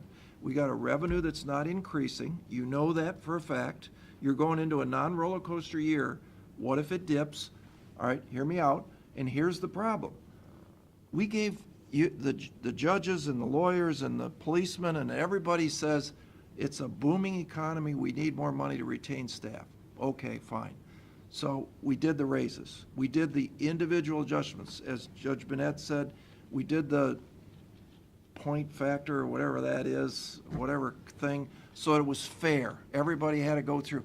She wants more money for the microfilm people. I think they should get it, absolutely. For what they make, I'll go on the record, I think that's a good thing. But you can't do it for everything. But we did it in 2017, we did it in 2018, and here's the problem, it's time to pay the piper. So where is the things that we can control? What are controllable costs? You know this in business. What are your controllable costs? It's either A, get rid of people, that's A, and that really saves money. So if we could eliminate 1 or 2 or 5 or 10 people from the pool of employees, all right, that's real savings, right? Drops to the bottom line. But we can't do that because none of the people are going to say, "Oh, I can do it with less people." They're not going to say that. So what's that leave us? Count the pencils, count the contract services. That's your only variable in this equation. So if you don't look at travel, where are you gonna make these cuts? I think And we have almost $700,000 in additional personnel requests. Additional. For more people. I think when you look at, the issue that we're struggling with is that when you look at the $1 million plus that we're giving you in the general fund, and we're not spending anywhere near that, the transfers that happen every year. But that's- We're giving you an additional $65,000 in, your number is short. It's $159,000 or $160,000 is what's gonna come into that line item. And we're not asking to spend. The bed tax? Yeah. But then you're not giving that. That's being And that's what I'm paid. telling you, is that we're not asking for you to cover, we're not asking to spend all that. We're not asking for a we're just asking to be able to manage our department the way we see fit, and we'll live within the budget. And if you Yes. say we need to cut corners, then we'll cut corners, Rick, but. everybody says that. Judge Tone just said that, Judge Burnett just said that. I'm sure the But sheriff. I am also with Judge Burnett on this one, and that it seems like there are the budgets that you attack for whatever reason, and others that it's just, not. Okay. I hope And- we're and- equal and- opportunity attackers. I mean, I personally don't see it, I don't see Why it we're that way. elected. I don't see it that way, and I see us as being on equal footing. We're all equal, and it doesn't give you power over his budget, over my budget. In my mind, what you should be giving us is a bottom line number, and how we manage it within that bottom line number, as long as we live within that number. That's the way it should be. we did. Well, I would submit to you that that's not what happened here. No, we did, and you said you wanted more. No, we are within our budget. The original number that we were sent. Did I miss something, Pete? I think that's literally exactly what we do, is give you a number and you spend it however you want, right? No, because we're talking about line items, and I'm saying. We're talking about additional requests that you We've have. adjusted, but you're omitting the lines where we've adjusted the numbers downward. And you can't always just pick on the ones that are going up. You gotta look at the total number that's in the budget, and that's where I have an issue.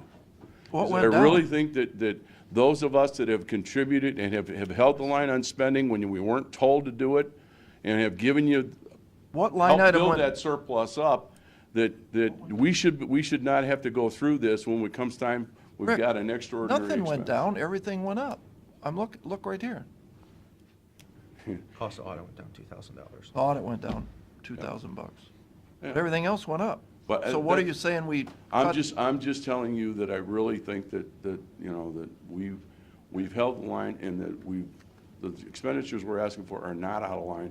And if you don't want us to spend the money, then we won't spend the money.